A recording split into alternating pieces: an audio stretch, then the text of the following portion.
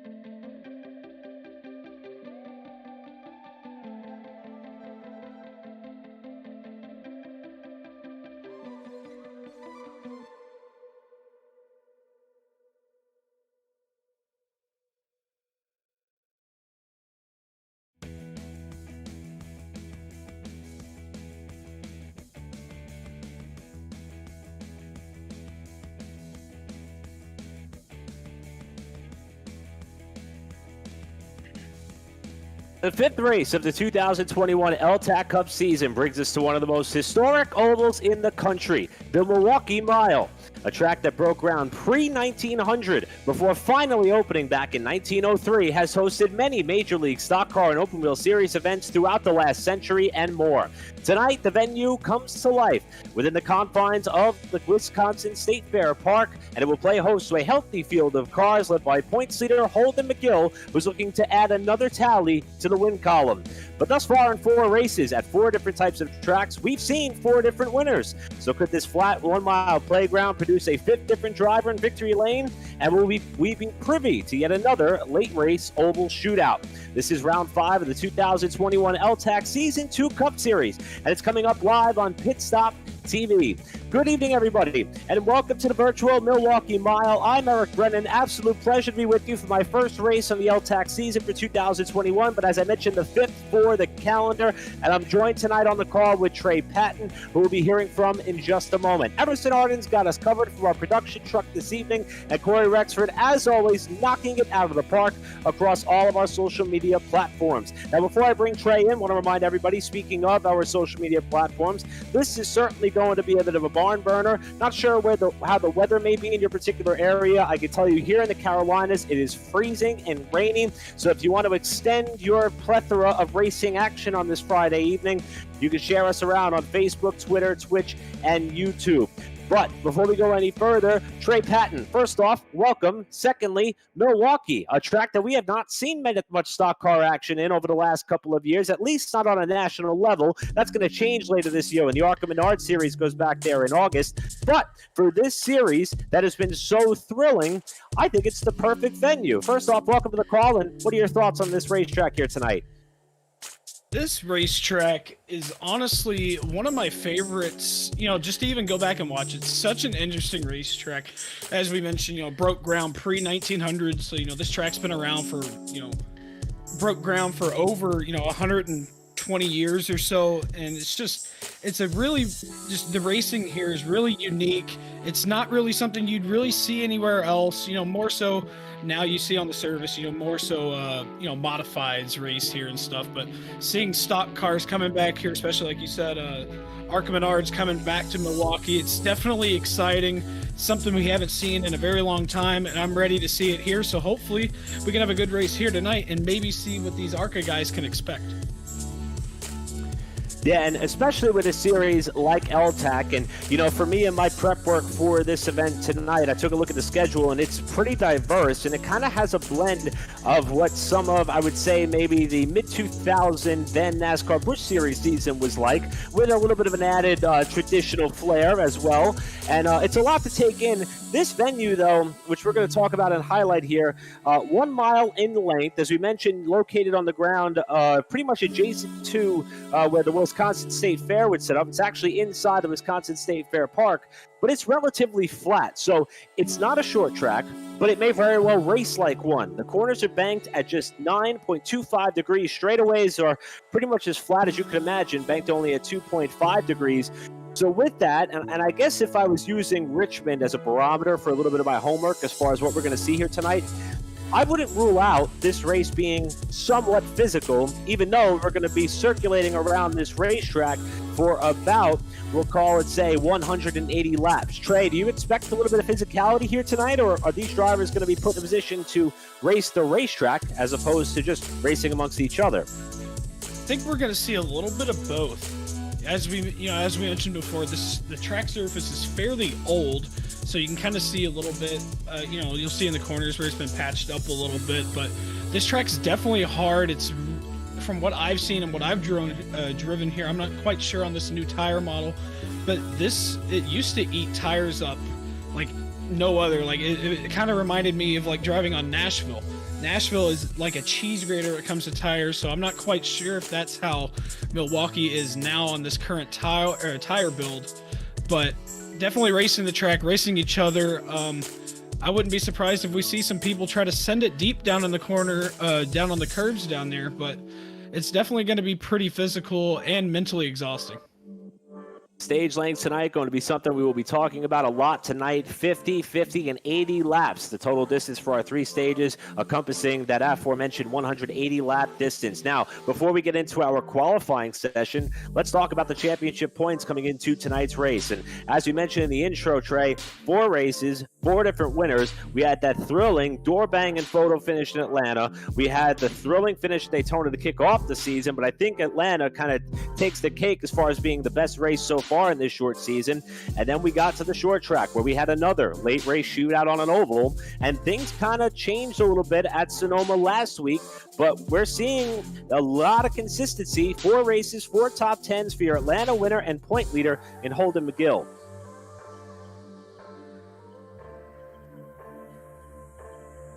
So McGill, who has that championship point lead, as we mentioned, currently atop the championship standings by virtue of one of his victories.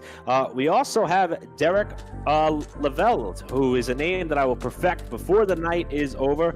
Rolavelle, that is. He's also got a win on the season. Joseph has come oh so close twice so far as he comes into tonight's race third on the points, with Taylor Butcher Benjamin fourth, and your top 5 rounded out by Zach Arnold, who is rounding out the 5th position in points for the time being. A lot of racing still to go. 29 races on the calendar. We got a long way to go, even if you look at it on the calendar perspective, not including the All-Star race and an additional bye week that was built in pre-playoffs, as well as another bye week from Memorial Day weekend. We're not going to kick off playoff action until we get down to June 11th at Watkins Glen for what is the start of the top 16, who you see on your screen there, who will make it into playoff contention. So that's a look at the championship standings for now. We'll see how things pan out when we get underway here for qualifying in a couple of moments' time, with Joseph, the fastest in this practice session so far. Merrick Watchorn got up to second quickest in this session for the time being, and Wasadi takes you through your top 3. Holden McGill, the point leader, 4th fastest at qualifying, and Ryan Dingler is your top 5. Qualifying going to be 5 minutes total on 5 minutes total so far in the session time.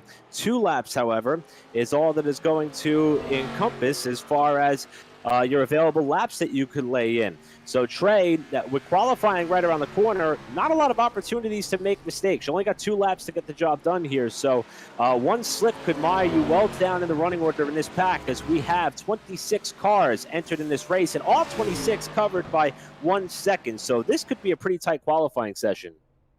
Yeah, just from looking, at practice times, the field is fairly close. As you mentioned, the top, however many is, within a second of each other. And then coming to a track like Milwaukee, these guys probably aren't used to running this track at all. For some of these guys, it might be the absolute first time that these guys have ever ran this track. So it's going to be really interesting to see how they do once the green flag drops. But until then, we're just going to see how these guys do on a single car run. As you mentioned, not a lot of time, but plenty of time to make mistakes. One little thing, and they're going to be, down on the bottom of the running order.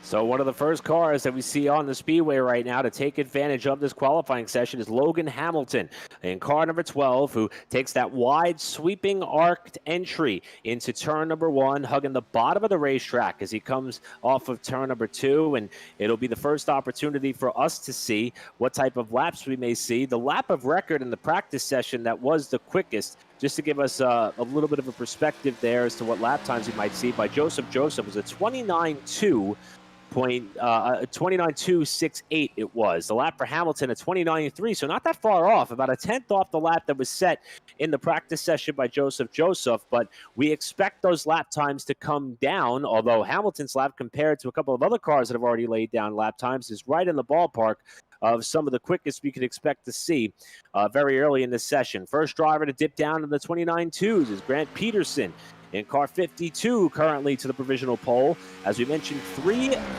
minutes and about 20 seconds still to go in this session, but drivers only getting the maximum of 2 laps, as that's an overcooked entry there through turns 1 and 2. Going to go way up the racetrack. That was Merrick Watchorn, who was one of the fastest cars in practice, who overcooked the corner and had to throw away that lap. Yeah, he definitely overcooked that entry there. Still going to slot him into P3. Looking now, the 10 of Zach Arnold. We're going to see where he is going to be sorted. I think this will be his first lap. Actually, he was coming to get time for his first lap, so we're going to follow him. Go on board here as he exits turn 1 and 2 to hit the back stretch. See that little bit of a patch that I was talking about? Gets right up on that outside wall. Gets very close, rides it. You see him arc the corner, going to get down to that seam. He's going to arc it down all the way to the bottom, and then going to trek back out to the wall here. We're going to see where that puts him. That's going to put him up to 9th.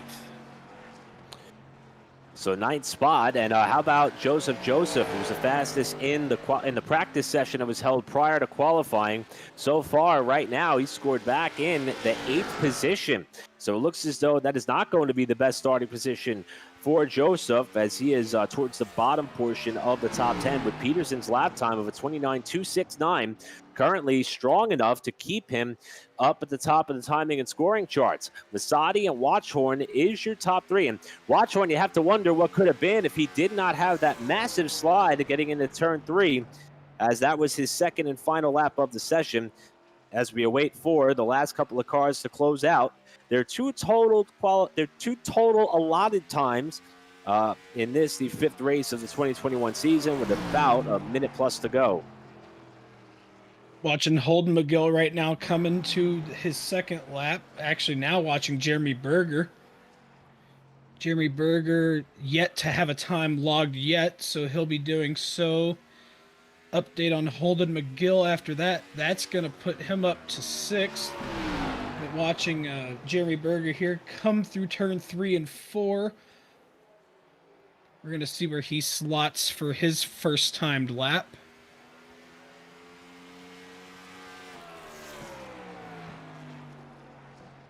Going to put him in 22nd out of 23 that have qualified right now. So now with about 40 seconds left to go, it looks as though that Peterson's lap time may be strong enough to stand on, while McGill ended up in 6th spot. And yeah, Trey, I'm with you. It looks like a lot of these drivers are trying to set up that sweeping entry into the corner.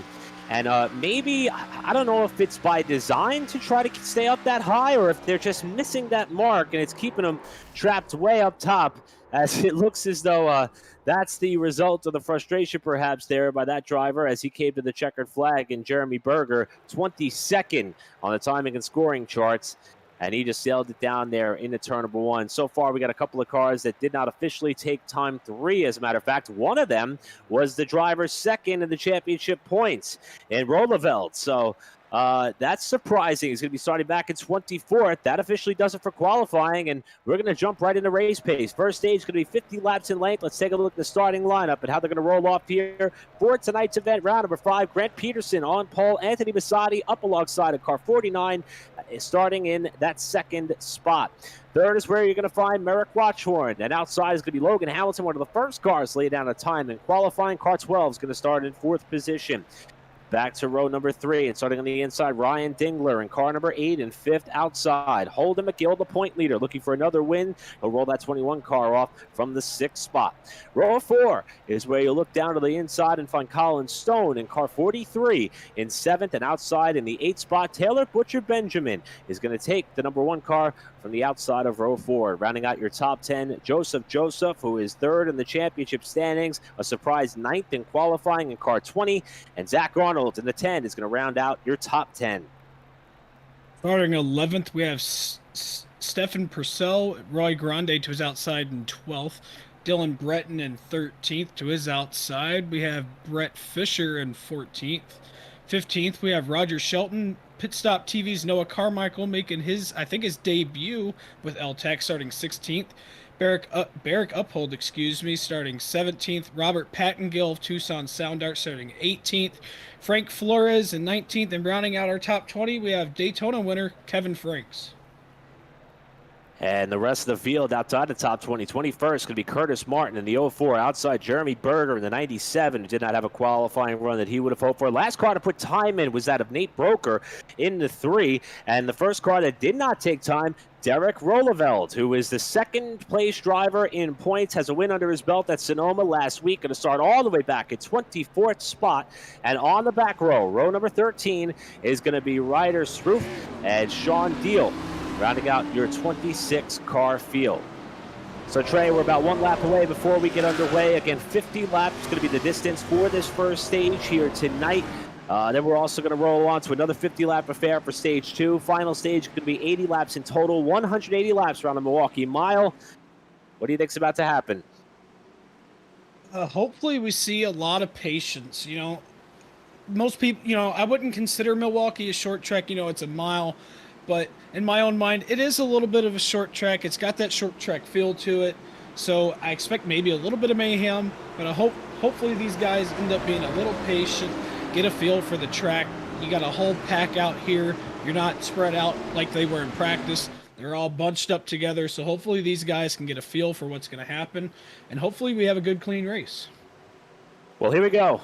The pace car is going to duck its way on the pit road, and we are going to enjoy some stock car racing here at one of the most historic ovals in the United States, the Milwaukee Mile. It's going to be Grant Peterson and Anthony Mussatti leading us down for green. We are underway and off into turn number 1. Mussatti with a great launch on the outside, had the advantage going into the corner, but it's going to be on the bottom side. Peterson being able to take the lead away with authority, and the battle for second is going to start to materialize as Hamilton has a bumper up ahead of Mussatti as they come to 3, and they continue that door-to-door battle for second place with the inside line currently having the edge. Inside line definitely where you want to be right now, and he clears for second with ease. Merrick Watchorn also making his way up ahead. He finds his way into the 3rd spot ahead of Mussatti. So that's going to move Hamilton up into that 2nd spot. Watchhorn up into 3rd. Mussatti, the outside pole sitter, back to 4th. And then it's Dingler who rounds out your top 5 for the time being.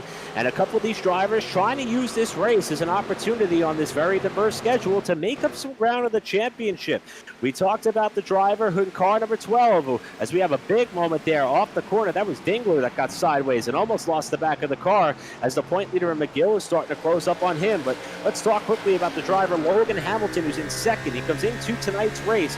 He's made all 4 races, but he's 7th in the standings. We're on board with him as he tries to close up that 0.3 of a second gap, and his car looks a little bit better in the center of the corner that time on Peterson as they come back up onto the main straightaway to put another lap on the board, and the gap will remain at about 0.3 of a second with Hamilton looking for more than just his 3rd top 10 on the season. Perhaps he could be the 5th different driver to taste victory lane if he can get one more spot, but we got a long way to go, and he's got a lot of pressure from behind by Watchhorn.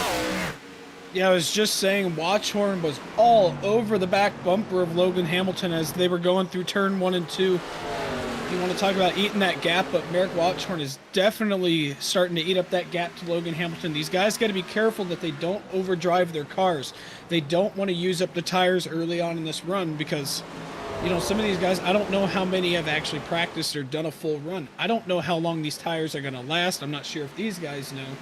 So, I mean, if they do use their tires up, it's going to give us a show to watch, but it's going to be an absolute hassle for these guys. They got to save their stuff.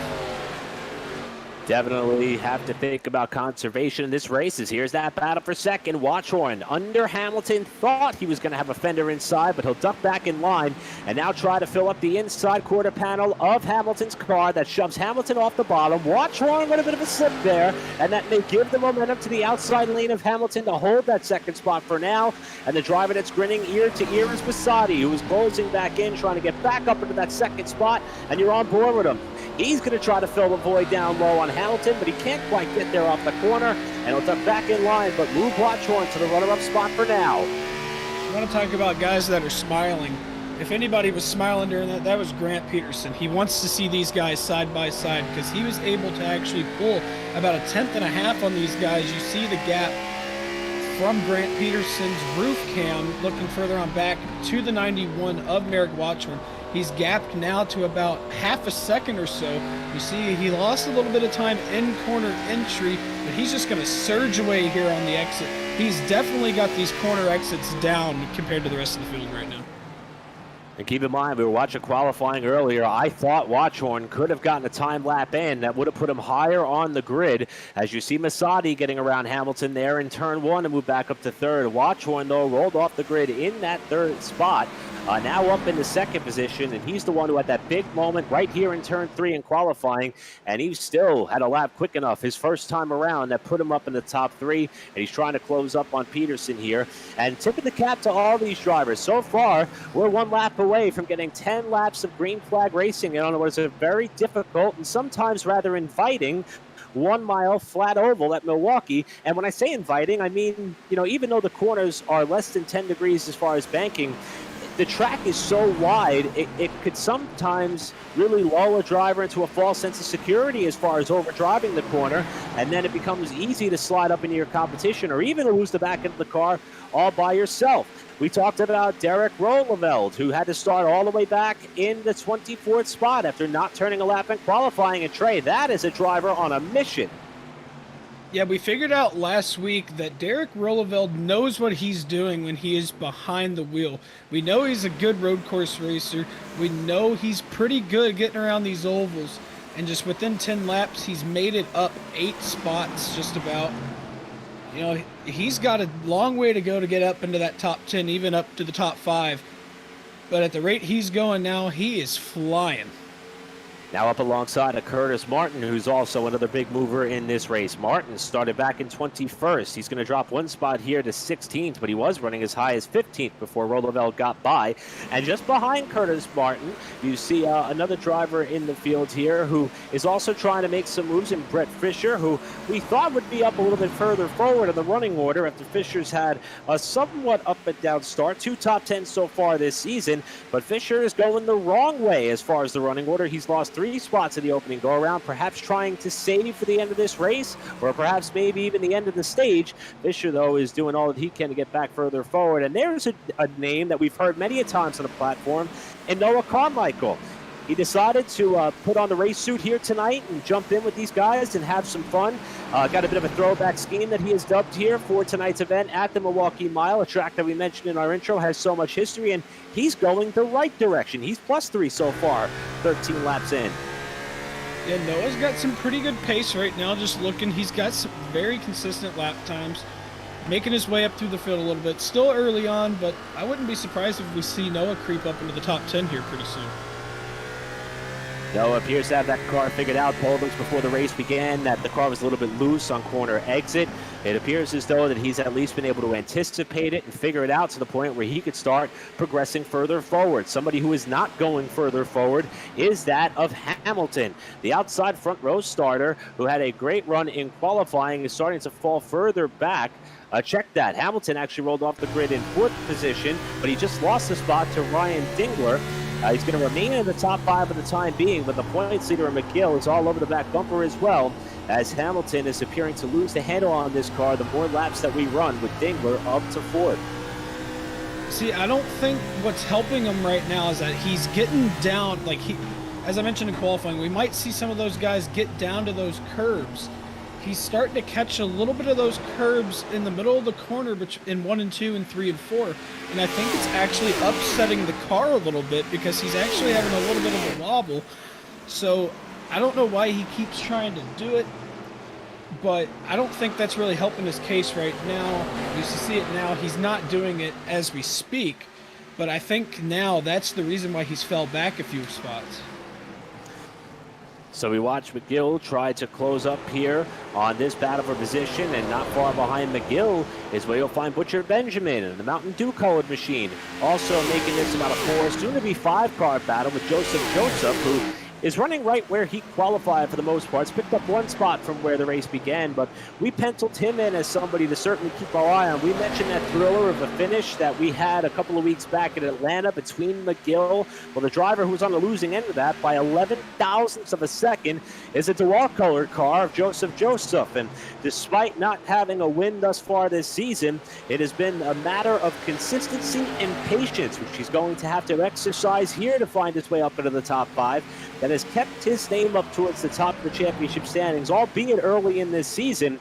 but he is certainly showing that he has the pace and what it takes to get the job done.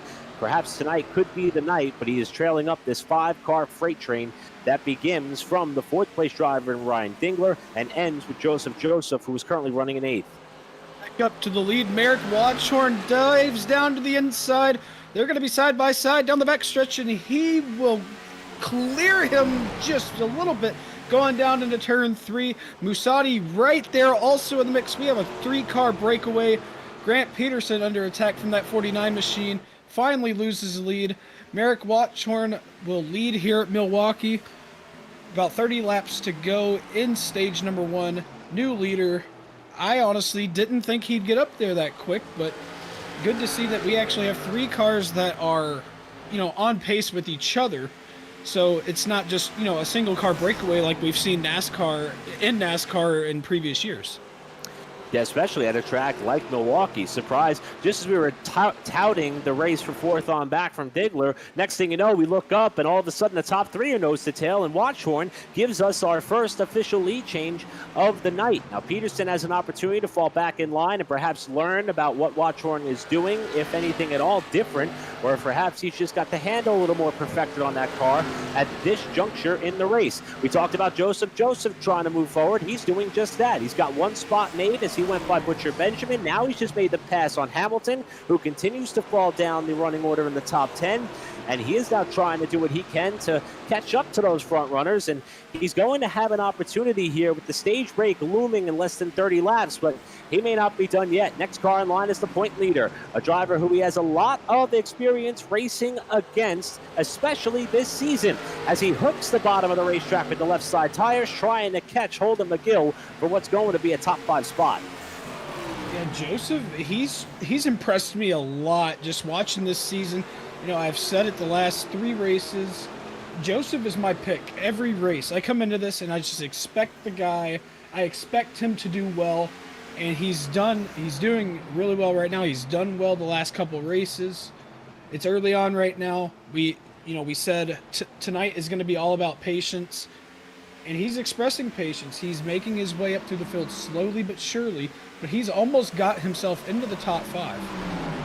You saw Hamilton get up there a little bit tight, nearly clipped the wall as a couple of these drivers here looks like they were taking evasive action for the most part. We saw 1 car go way wide. That was Dingler, who washed way up off the bottom of the racetrack. Not sure if that was in reaction to another competitor, if he just missed his mark. But here comes Joseph to the bottom of McGill, and McGill gives him plenty of room. He gives him about a car length plus as he now tries to make the top side work for the time being, but it's not going to work there. Joseph back to the inside, and while we're watching this battle for position, we want to note that Masadi did take 2nd away from Peterson, but Joseph is on the move.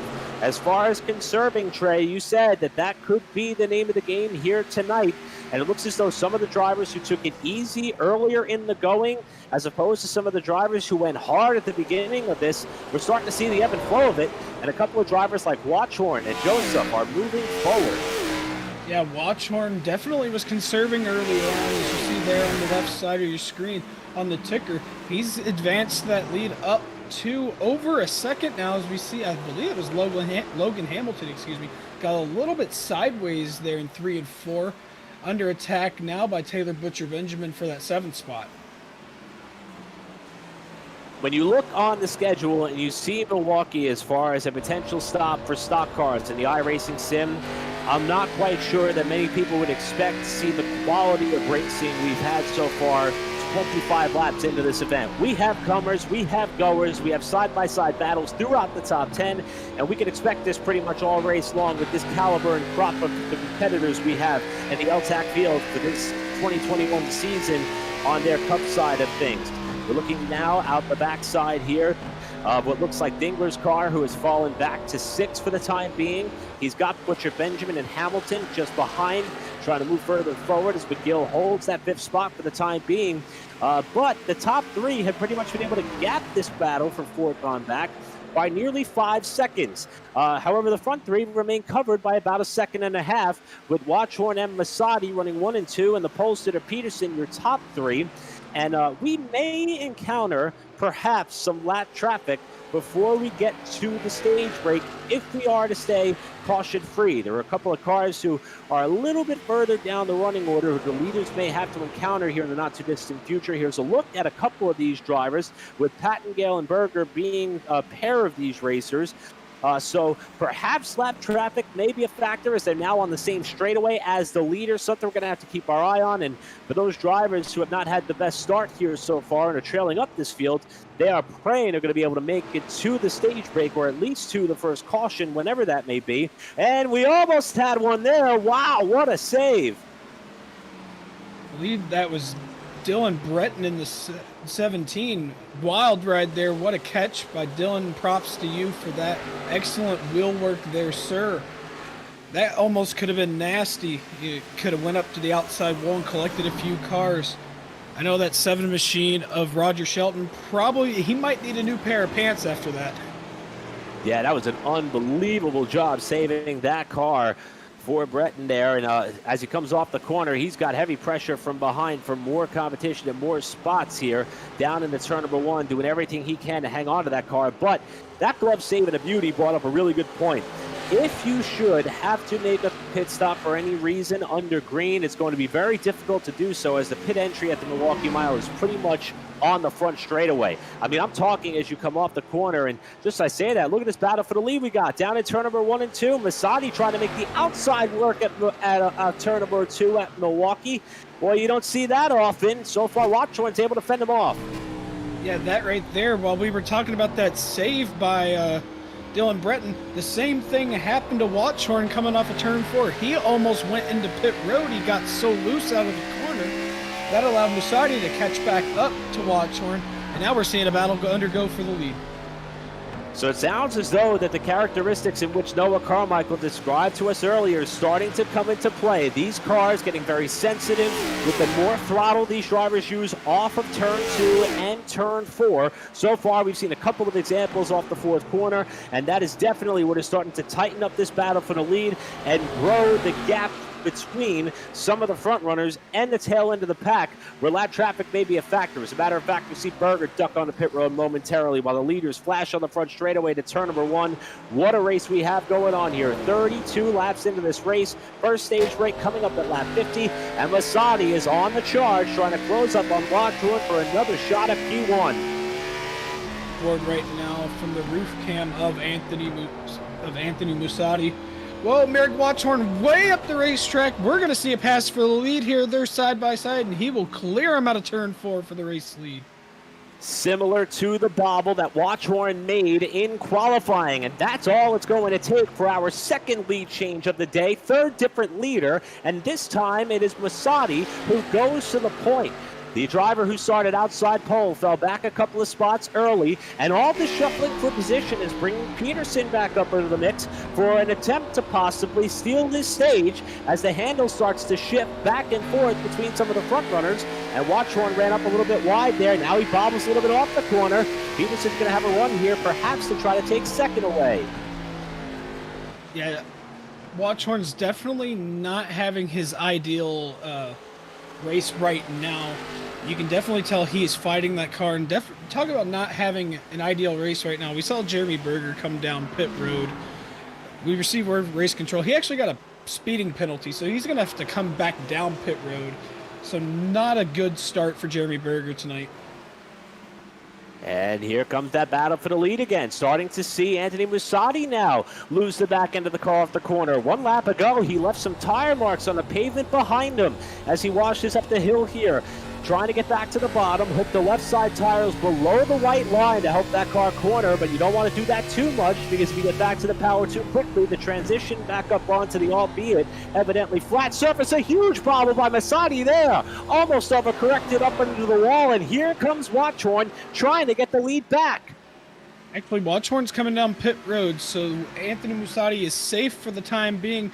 We were talking about that. He actually bobbled when they were side by side in the corner. Now we're going to see Merrick Watchorn come down pit road for service. I assume 4 tires and fuel for that 91 machine. So a watch horn comes onto the pit lane. We'll see what the rest of the leaders do, as we have a lot of drivers coming down pit road as of right now. What will these front runners do with Masadi and Peterson?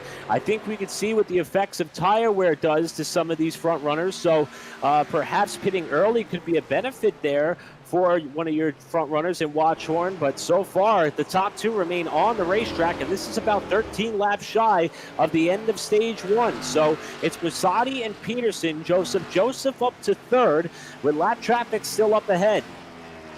And Joseph's been on a roll right now. You know, he was what, 5, 6, 7 seconds back. He's under that 3-second mark now, so I think he did a really good job saving his stuff. So who knows, if they decide to go out, stay out to the end of the break, he might be able to get up into the mix of this. And it's also going to depend on how things start to shuffle out once the pit stops are completed.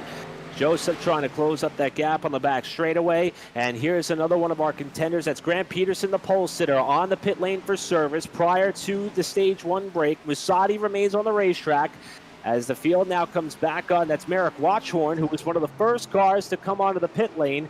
He's currently running in 14th as we await for the rest of the field to cycle. Peterson coming out of the pits off turn 2, and he's going to have the advantage here as they come down the back straightaway. It is Peterson by far ahead of Watchhorn. Looks like he timed this to perfection, at least to hold on to that spot. Yeah, that was really good strategy by Peterson there. Able to come out ahead of McGill, or Watchhorn, to secure that spot, assuming that the top two right now do come down pit road. Ryan Dingler coming down pit road for some service right now. You see Anthony Musati still on the racetrack, 10 to go in stage one. So with 10 laps to go in the stage, there's Busati and Joseph. They have yet to come to the pit lane, as has McGill. So we are waiting to see when these drivers will elect to come down for service. And looks as though Masadi perhaps could be looking to come this time. No, he's going to stay on the racetrack. So we'll watch these drivers come down the line. One item we want to note, though, is that even with the pit stop, Watchhorn is still on the lead lap. So if a caution was to fall, it would not necessarily trap him one lap down. The same could not be said for the likes of Colin Stone, Zach Arnold, Dylan Breton, Roy Grande, and more. So something to keep in mind here if these drivers get caught out by pitting under green like this, while the front runners remain on the racetrack for the time being and the laps clicking off here before the stage break. Yeah, looking right now, Anthony Musati's lap this time by was a 31.4 versus Merrick Watchhorn looks like he ran a 31.0. So, I mean, he's not that far off. So I think as long as they're able to do that, you see Holden McGill coming in for service right now.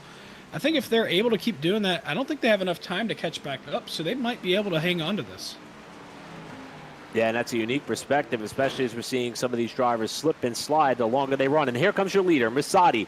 Ducks onto the pit lane. We talked briefly about how difficult this entry can be here on pit lane, and we've already seen a speeding penalty be assessed to a driver tonight at least once. So we'll keep our eyes here on some of the front runners as they are still left to come through, with Masadi now the leader, relinquishing the top spot to Joseph for the first time today. And he remains on the racetrack for the time being. And Trey, here's that difference, though. Remember, Masadi had that advantage. Watch these couple of cars that are going to come swinging around the outside. That's Peterson and also Watchhorn. They're going to get by Masadi. It looks as though the undercut was the right way to go. And we'll see how it pans out when we come to the checkers for this stage in a few laps. Yeah, the undercut looks definitely to be the strategy to do right now. Derek Rolleveld in for service as well.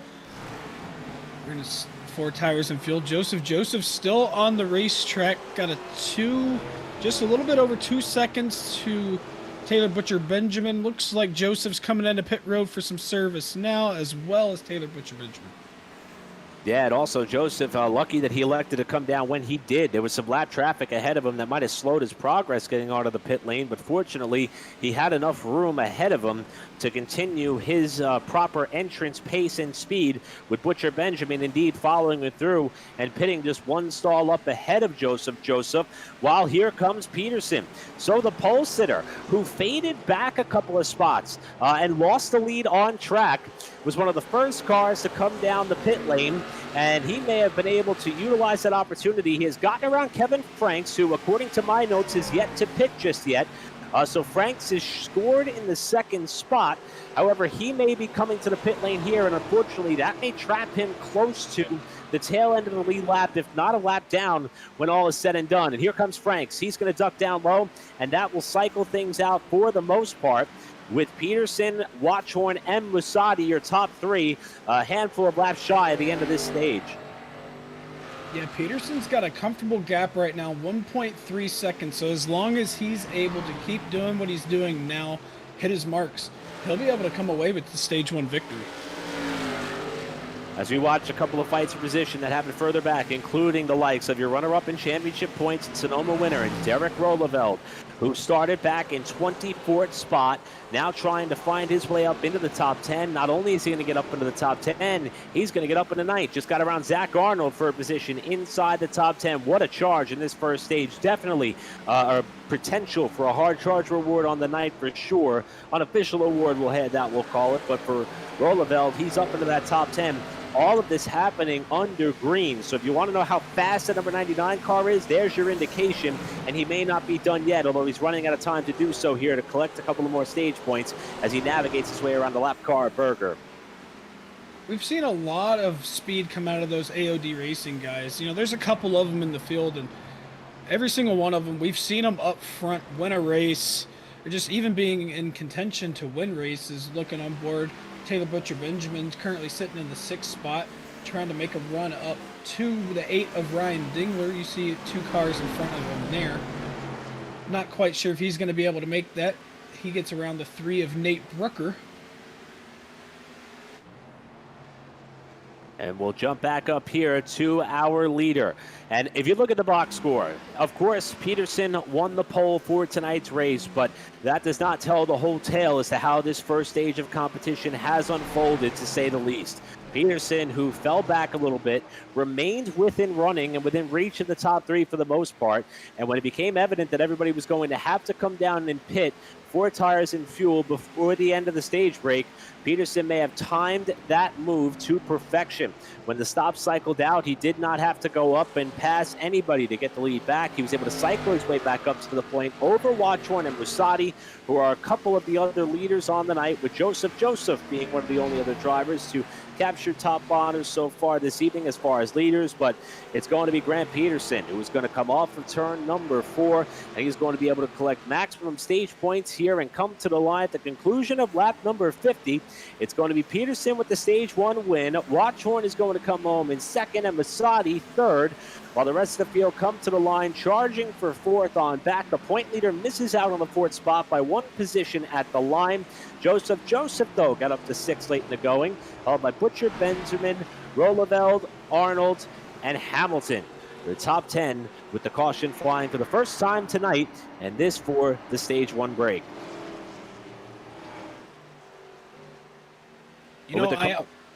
Sorry, Trey, go ahead.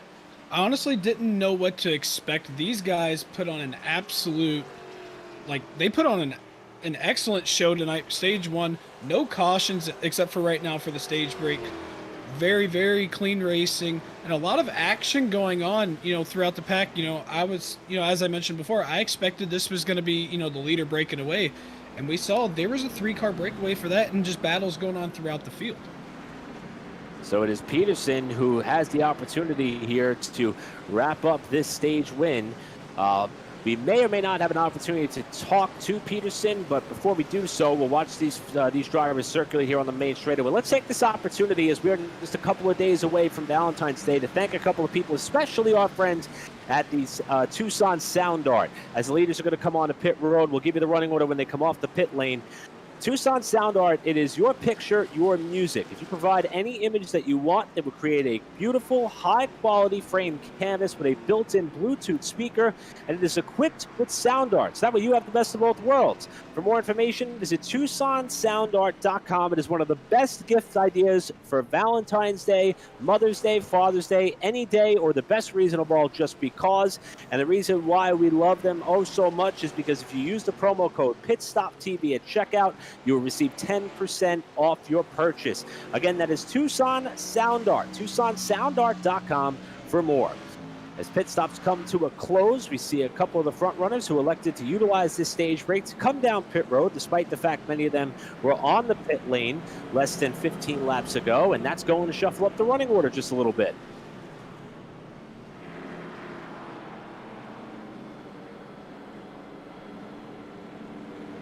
So we're showing Dingler and Joseph. Right now, the drivers who are at the head of the pack will wait for timing and scoring to shuffle out a little bit. Also, Grande and Noah Carmichael up there as the pit strategy is going to start to cycle through. And this is going to take some of the drivers who are accustomed to being up towards the front of the pack and put them back in lap traffic, which is going to be a unique scenario. Well, before we go back racing, let's take this opportunity to talk to the driver who captured stage number 1, Grant Peterson, the pole sitter. Grant, what a job. I'll tell you, you started on pole, faded there to third at one point in this race, but you timed the pit stop to perfection. How's your car so far? Car is handling excellent right now. We got a fast main and tail Chevrolet here. The guys back at Badger Racing put together a great race car, and hopefully we can get these final 2 stages underway and win them both. We appear to have the pace and the setup under hands. We've run 4 races so far. We've seen 4 different winners. Your name is not one of the ones that have gotten the victory lane thus far. Do you think this is the night, the way that car is running and the way you've got this place figured out? Sure hope so. I need one here. Got a lot of momentum that I need to make up. Well, so far, you and the rest of the gang have been providing an incredible product so far tonight. We're excited for the next 2 stages. We'll let you get back to work. Congratulations on the Stage 1 win, Grant Peterson. Hopefully, we'll be talking to you a little bit more tonight. I hope so, too. And again, that is Grant Peterson, not only our pole sitter, but our Stage 1 winner here tonight. He's got to get back in the cockpit and back in the office to get set to go for our upcoming restart with a couple of new names up towards the front of the pack. Ryan Dingler, Joseph, and Noah Carmichael, your top 3 here as we get set to go racing, coming down to kick off lap number 56 of competition. Next stage break is going to come at lap 100, and we'll see how it all pans out here for the restart.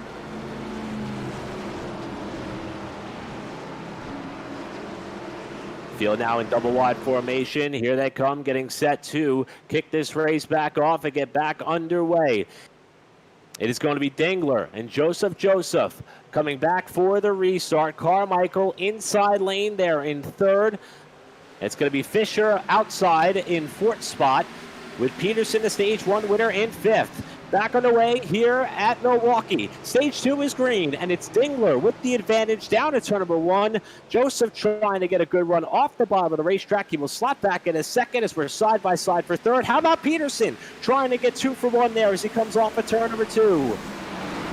Noah Carmichael able to clear himself down the back straightaway, goes way up the racetrack. He's going to be under fire, almost 3 wide coming out of turn number 4. Noah backs out of that, knows better. Musati and Watchhorn able to get by. You see Grant Peterson slots himself into third. Joseph going to try and put Ryan Dingler under fire for that lead. Going to have to see how this pit strategy unfolds a little bit later on in the race. But right now, a lot of the drivers that stayed out are falling through the running order. And some of the drivers who are up towards the front of the pack when we ended stage 1 are working their way back to the front. Here are 2 drivers, though, who stayed out. As we got a caution, trouble. And I believe Musati may have been involved. There was a race going on there, and it is Musati against the wall in turn 3. Oh, man. If I'm Anthony Musati, that's not what I want to happen. He's had such a great race right so far tonight. We're going to get a replay here and see exactly what happened. I saw in the distance of our camera shot, Musati and Watchhorn battling for what I believe was about the 4th spot. Here they come off of 2. There's Musati in the red car. The blue and white car is that of Watchhorn. Musati goes into 3 here. He's going to slip up the racetrack. And, Watchhorn just caught him there in the left rear. It sent that car around. Oh, what a great job by the pack there not to spear the side of Musati's car. Fortunately, though, Trey, doesn't look like there's a lot of damage on that machine. We got a long way to go in this race. We're not even halfway yet. And Musati is someone who has proven he can cut his way up through the pack. This is an opportunity for him to do so here. If he comes down pit road, puts on some full fresh tires, and gives it another go. And we're going to get another view of that looking on board of Merrick Watchhorn. He really got a good run, sent it down into the corner. Obviously didn't look intentional.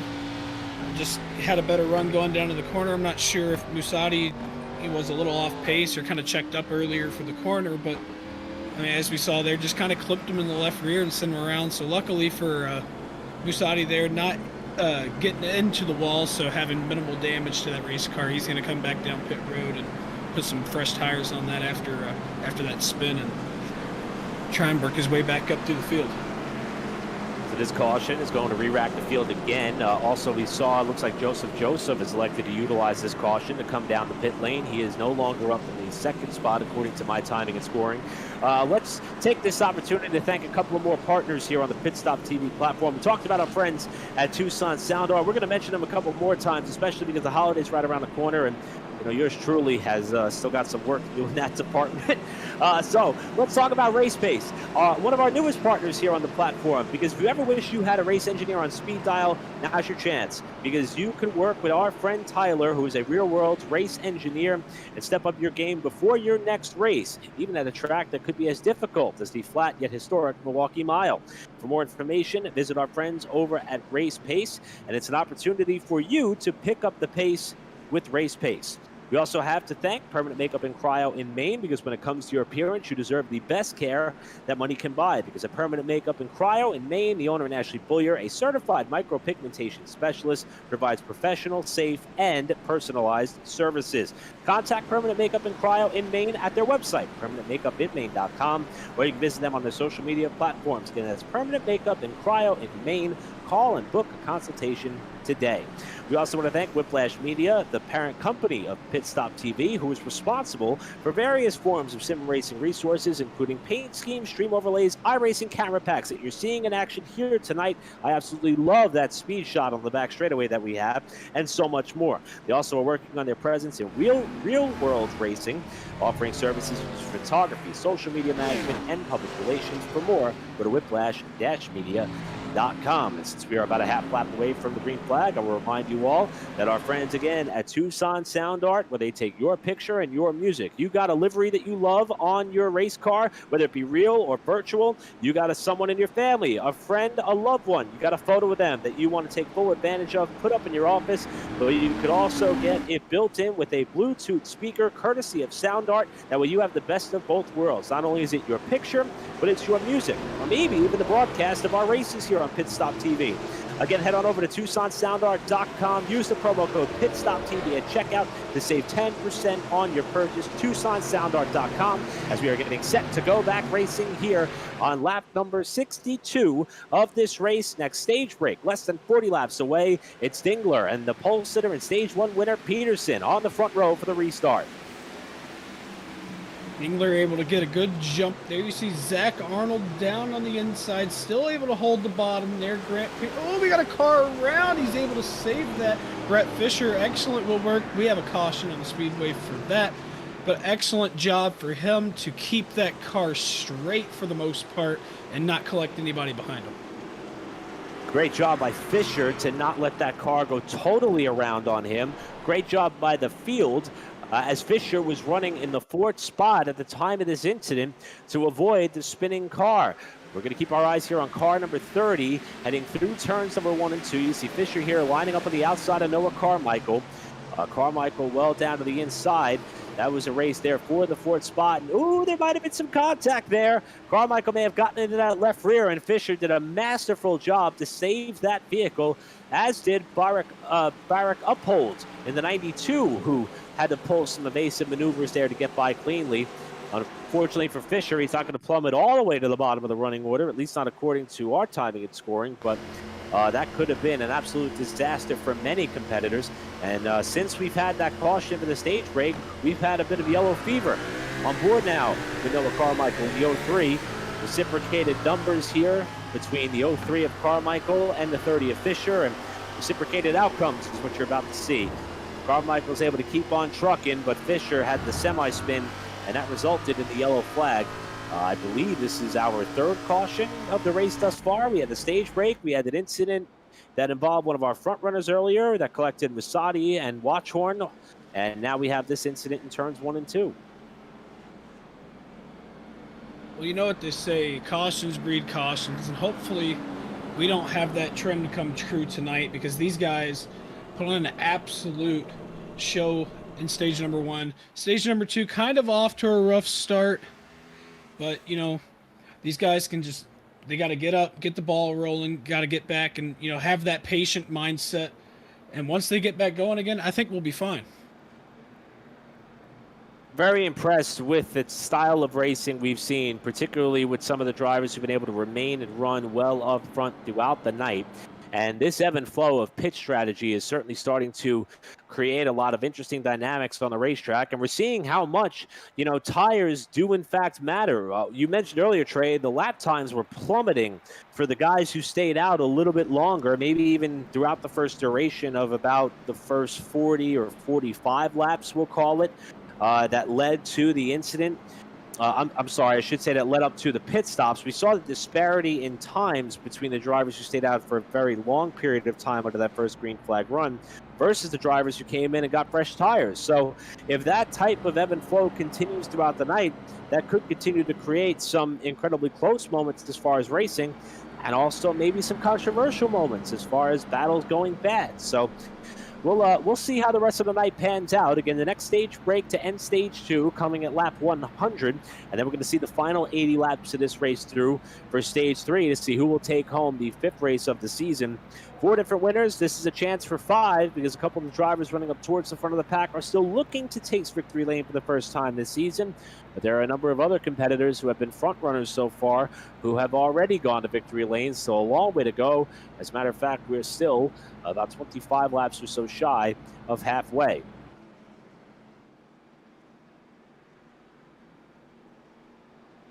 So the field now heading down the back straightaway with Dingler and Peterson going to be your front row starters for this restart. Zach Arnold's going to line up the black number 10 card, the inside of row number 2, with Noah Carmichael up alongside in 4th.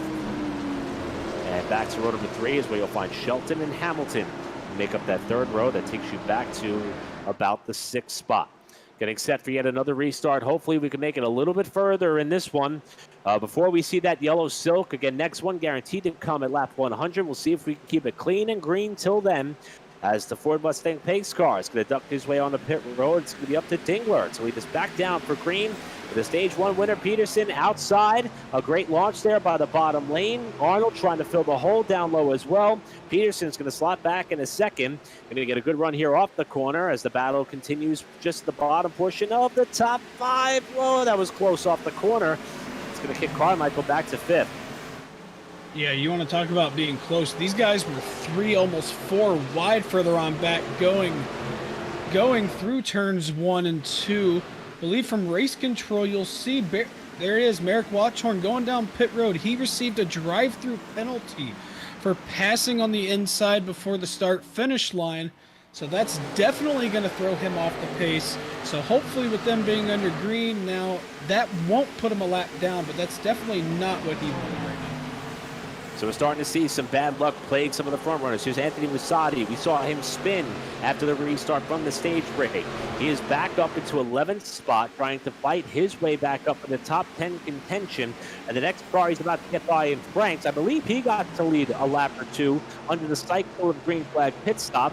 And Musati's going to kick Franks out of the top 10 for the time being and continue his charge further forward. Now, Musati's not the only driver that's a little bit mired mid-pack or so. Holden McGill, the points leader, is trying to follow him through to get by Franks as well, after he too elected to take a little bit of a different strategy approach.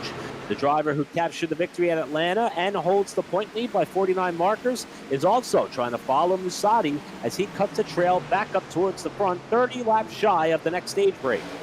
Joseph also right behind them, so another front runner electing to have a little bit of a different strategy, trying to work their way up into the top 10. You see Joseph scored in the 12th spot right now, trying to make his way around that 43 of Colin Stone. You see him way up on the top side. He's going to be able to go by with ease right there and fall behind Holden McGill, and we have a caution on the speedway. Yet another yellow flag in this race is going to slow the pace of this one here on lap 71. And we are looking back here to try to find the cause. All 26 cars still running in this race, so a heavy populated field here tonight at the Milwaukee Mile. We're going to go back and take a look at what drew the yellow silk this time through. erasing the advantage that Brian Dingler's been able to hold for the time being. This appears to be off in turn number 3. That is car number 18 of Roy Grande, who was running up closer to the pack. And oh, he got help. That might have been, Trey, not sure who that was. Was that the 04 Curtis Martin that may have tagged him? I'm not sure. That's what it looked like. See if Definitely we can get another look at that, yeah. Yeah, we'll see if we can get another look at that one there, as those are a couple of drivers who were up towards the front of the running order when we came back to the restart after the stage break by virtue of some pit strategy. They've since come down the pit lane, and we're on board with Martin, so I think this is going to be the telltale sign. And there it is, right in turn number 3. The Taco Bell machine goes for a loop in turn 3, and that happens towards the bottom portion of the top 20. A couple of cars that were still on the lead lap and racing for position, with Martin still being shown in 18th spot, Grande just out of the top 20 in 21st after the loop. Yeah, that incident right there was kind of similar to what we saw with Watchhorn and Musati. You know, just had a better run going down into turn 3 and just, you know, clipped that left rear and sent him right on around. Obviously, I'm sure not intentional by any means, but it doesn't take much to send these cars around at all. Yeah, so far the amount of contact it takes to cause conflict has been relatively minor, at least from our perspective, and the common denominator is starting to be turn 3. Now, we did see the incident earlier between, Noah Carmichael and Fisher in turns 1 and 2 fresh off the restart, but I try to liken the fact that because this racing surface is so wide, I used the term inviting earlier, and I think that's why.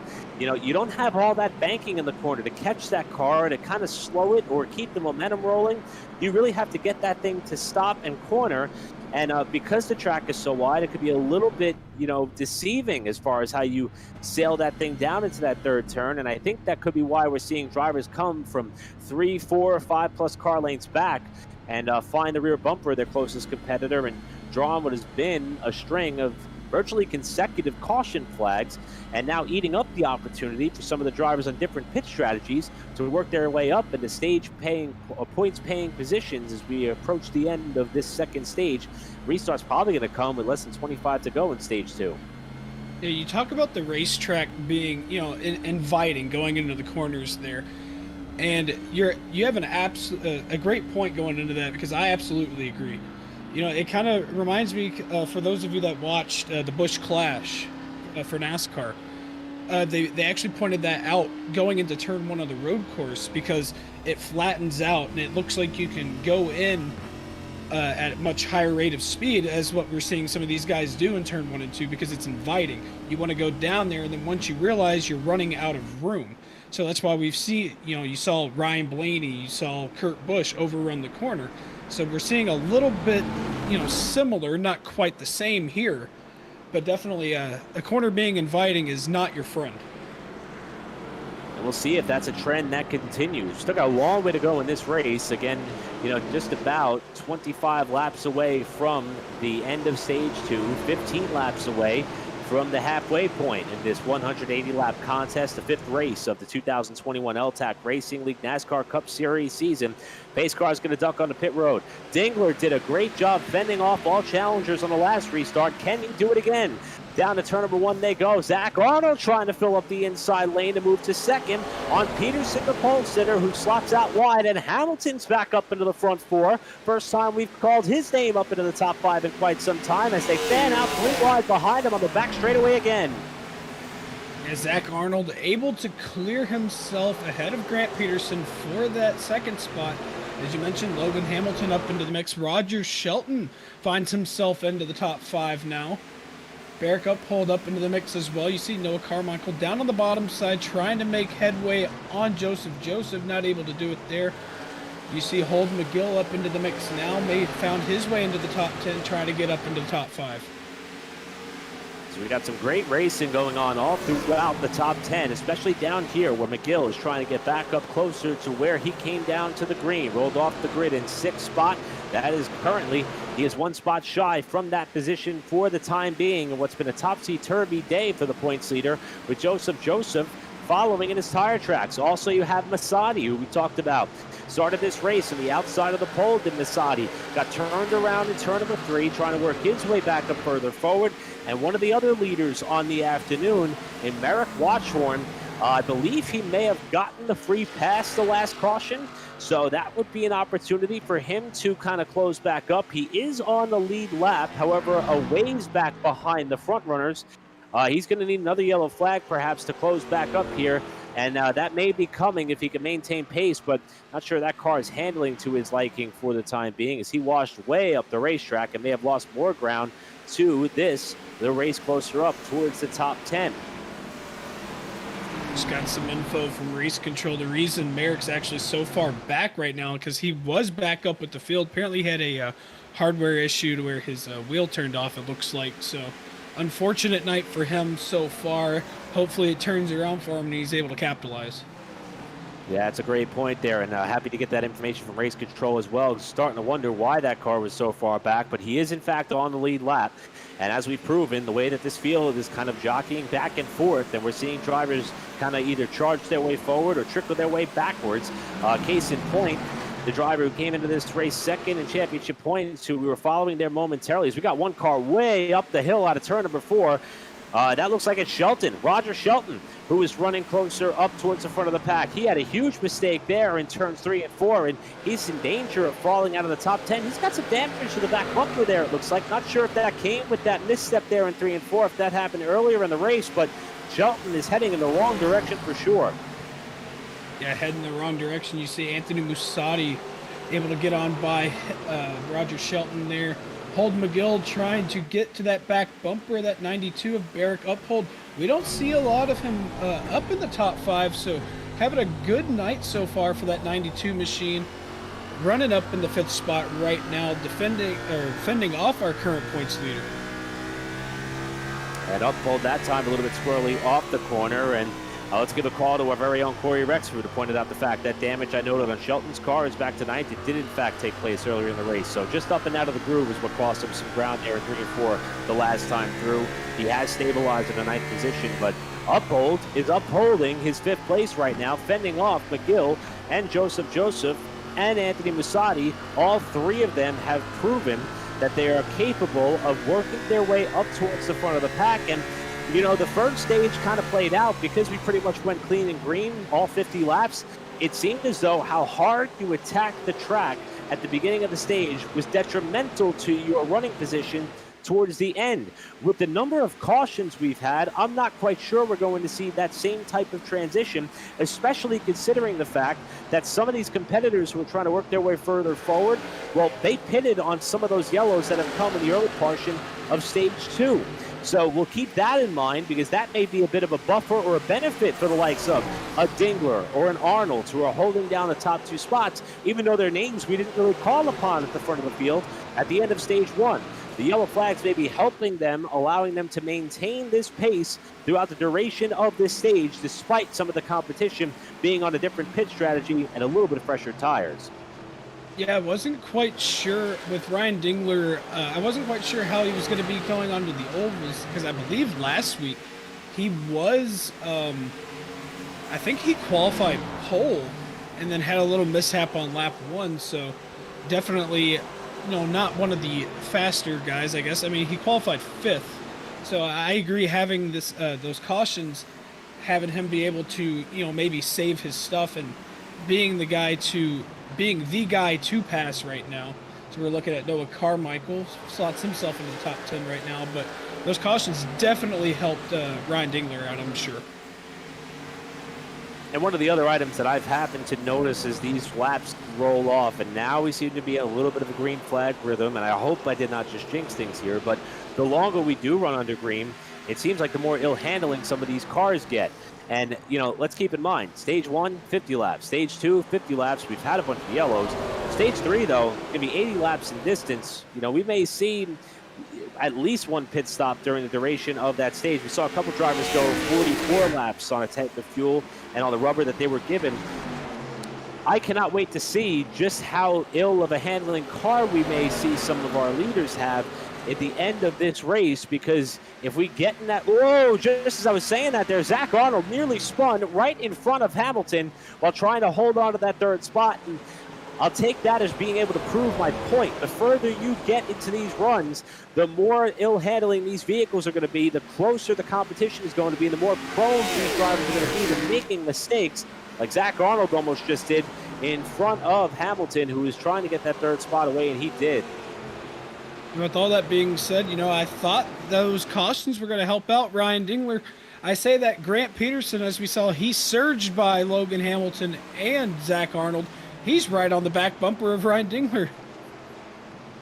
So Dingler washing up the racetrack. Peterson starting to apply the pressure, and also the other car on the move, Logan Hamilton, who at the end of stage one, towards the bottom portion of the top 10, or at least that's where it was running before the pit stop started to cycle through. Remember, he rolled off the grid in fourth after being one of the first cars to hit the track in qualifying.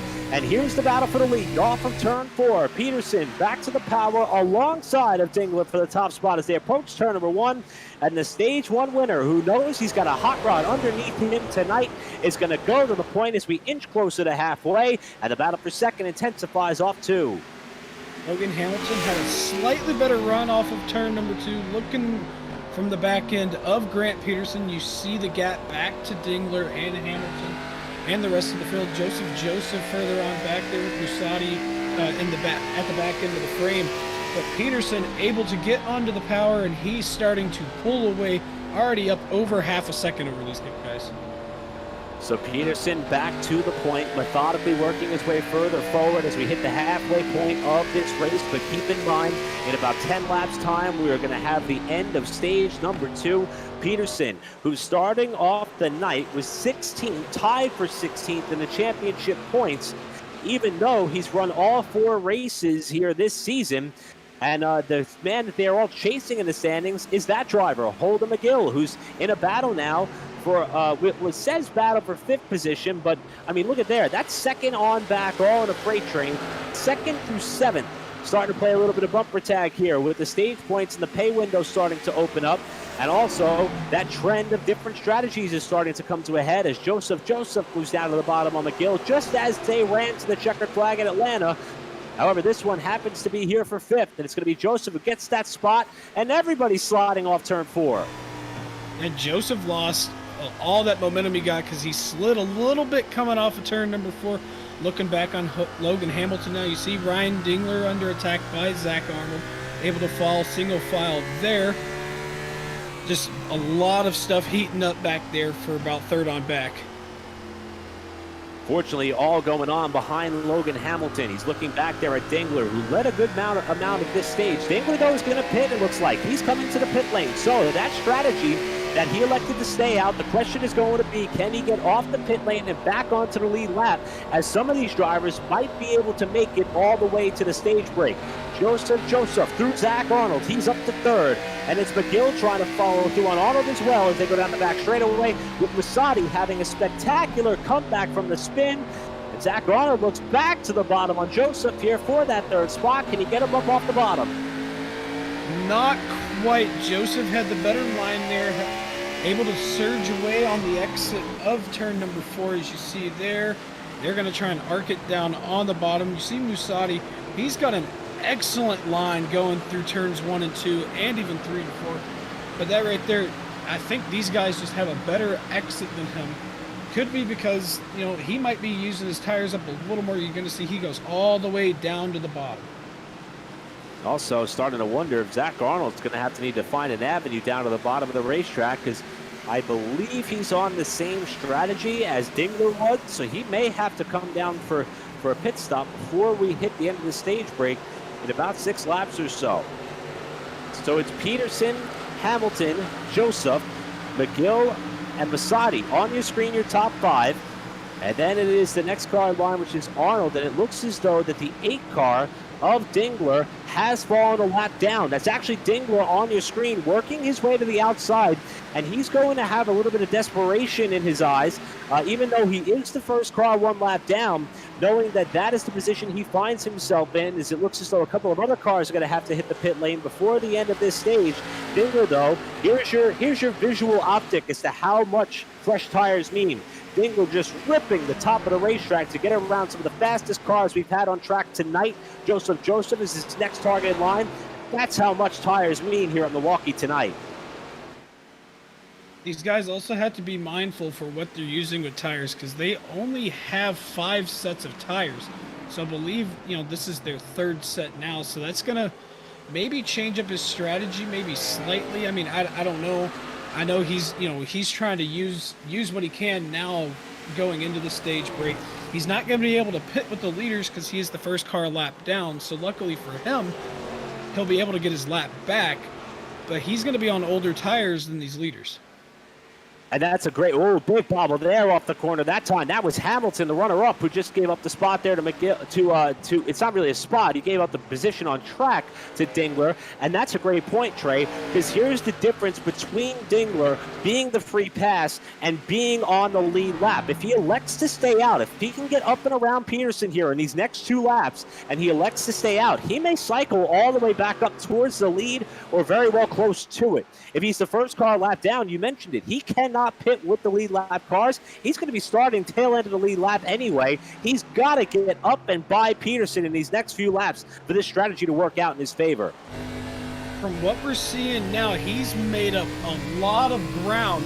So mind you, it's not going to come out right on lap 100. It's the tail end of lap 100. So he's going to be able to race his way back around Grant Peterson to get his lap back. So right there, he clears it. He's back on the lead lap. So he's going to be able to pit with these guys if he elects. Yeah, and if he decides to stay on the racetrack and maybe try to catch a caution a little bit later on in the race and spread out his tire allotment for the duration of that final stage, he may cycle back up to the lead. So that may go down as one of the most pivotal passes of the night, at least for the category of the driver of car number 8 and Dingler. But let's not ignore this. We got a caution on the racetrack. The caution is out, it looks like, as they come to the line. At least timing and scoring was showing the caution. Yes, there's a crash on the back straightaway. So this may be how stage 2 comes to a close. Curtis Martin was involved in the incident there on the backstretch, and that's going to give Grant Peterson his 2nd stage win of the night, ahead of Logan Hamilton, who's going to finish 2nd, and Joseph, your top 3. That crash happening just a little bit shy of the conclusion of this stage, but it is an incident off of turn number 2 involving Curtis Martin and perhaps one other car that has slowed the field here premature to the yellow flag. And there was big contact there off the corner from car 43 and Colin Stone. Yeah, I'm not quite sure. It looks like, just how we saw. I don't know if the 04, I don't know if Martin was off the pace a little bit and Colin was just, going race pace there into turn 1. But, obviously we've seen cars get turned around there. Looks like the 04 was really off pace. You see him go way up the track. Oh yeah, you can tell the speed difference right there. And that wasn't just a tap. I mean, that was a tap, tap, tap, tap. There you go. Now he's out of the way. So hopefully for that 43 machine, there's not much front end damage for that, so he's not down on power. So that caution coming, call it about a lap shy of the official stage break, but that is going to give Peterson the stage win. And pit stops underway for the drivers who elected to come down pit lane. And Peterson looks as though he's going to get the jump off of the pit lane ahead of Logan Hamilton. And this gives us an opportunity to give a shout out once again to our friends at Tucson Sound Art. Tucson Sound Art, again, your picture, your music. And I mentioned Valentine's Day right around the corner. Don't just stick to the traditional flowers. This is an opportunity to get creative for your loved one. Head on over to TucsonSoundArt.com, all one word. Use the promo code PitStopTV at checkout. Save 10% off your purchase for your picture and your music. Any image you want on a beautiful canvas with a custom built-in Bluetooth speaker. TucsonSoundArt.com for more. So we got to hear a little bit earlier from one of our stage winners. Let's bring in a new voice to the broadcast here who's been having a great run so far tonight. Let's call on Logan Hamilton, who is the runner-up at the end of stage 2. Logan, welcome to the broadcast booth. Great running, qualifying. We see you back on pit road there. What's going on? So I figured before, when we first took the green, that we would have to make green flag stops, and when we got the yellows, I completely forgot to check my tires again, so Gonna be an uphill battle now, but I think as long as I can stay out of trouble, I can at least get a top 10 out of this, hopefully. Well, Logan, the good news is we've seen drivers come from the back of the pack to the front with relative ease and what's been a very entertaining race. What's it been like from your version of the cockpit of the race car? We saw you fall back early in stage one. You cycled your way back up towards the front and raced your way back up to the runner-up spot. Are you having fun tonight, or is this still got a long way to go before you consider it a successful night from your view? I'd probably say it was a good run in stage 2 because I was able to just battle back, and I just killed my tires in that first stage there, just going too hard too early. But I think it'll be obviously an uphill battle, but I've got a few friends back here that I think I'll be able to work with to get back to the front. All right, Logan, we'll let you get back to work. Good luck in stage 3. You've been putting on a great show here tonight. We expect more to come. Hopefully we're talking to you in just a short time, my friend. Thank you, buddy. And that is Logan Hamilton, again, runner-up earlier. And what great timing by our production team and Emerson Arden to bring him in, because that's a pretty big story, Trey. Had to come back in the second time, lost all that track position. And here's the other story. Ryan Dingler, how big was that pass? He's your leader again as we get set for the restart. Peterson's going to be on a little bit fresher tires here. Dingler's going to be on a different strategy. How's it going to play out? We're coming to green to start stage 3 at Milwaukee for the 5th race of the season for the L-TAC Racing League in their Cup Series. And here we go. Dingler and Peterson on the front row for the restart.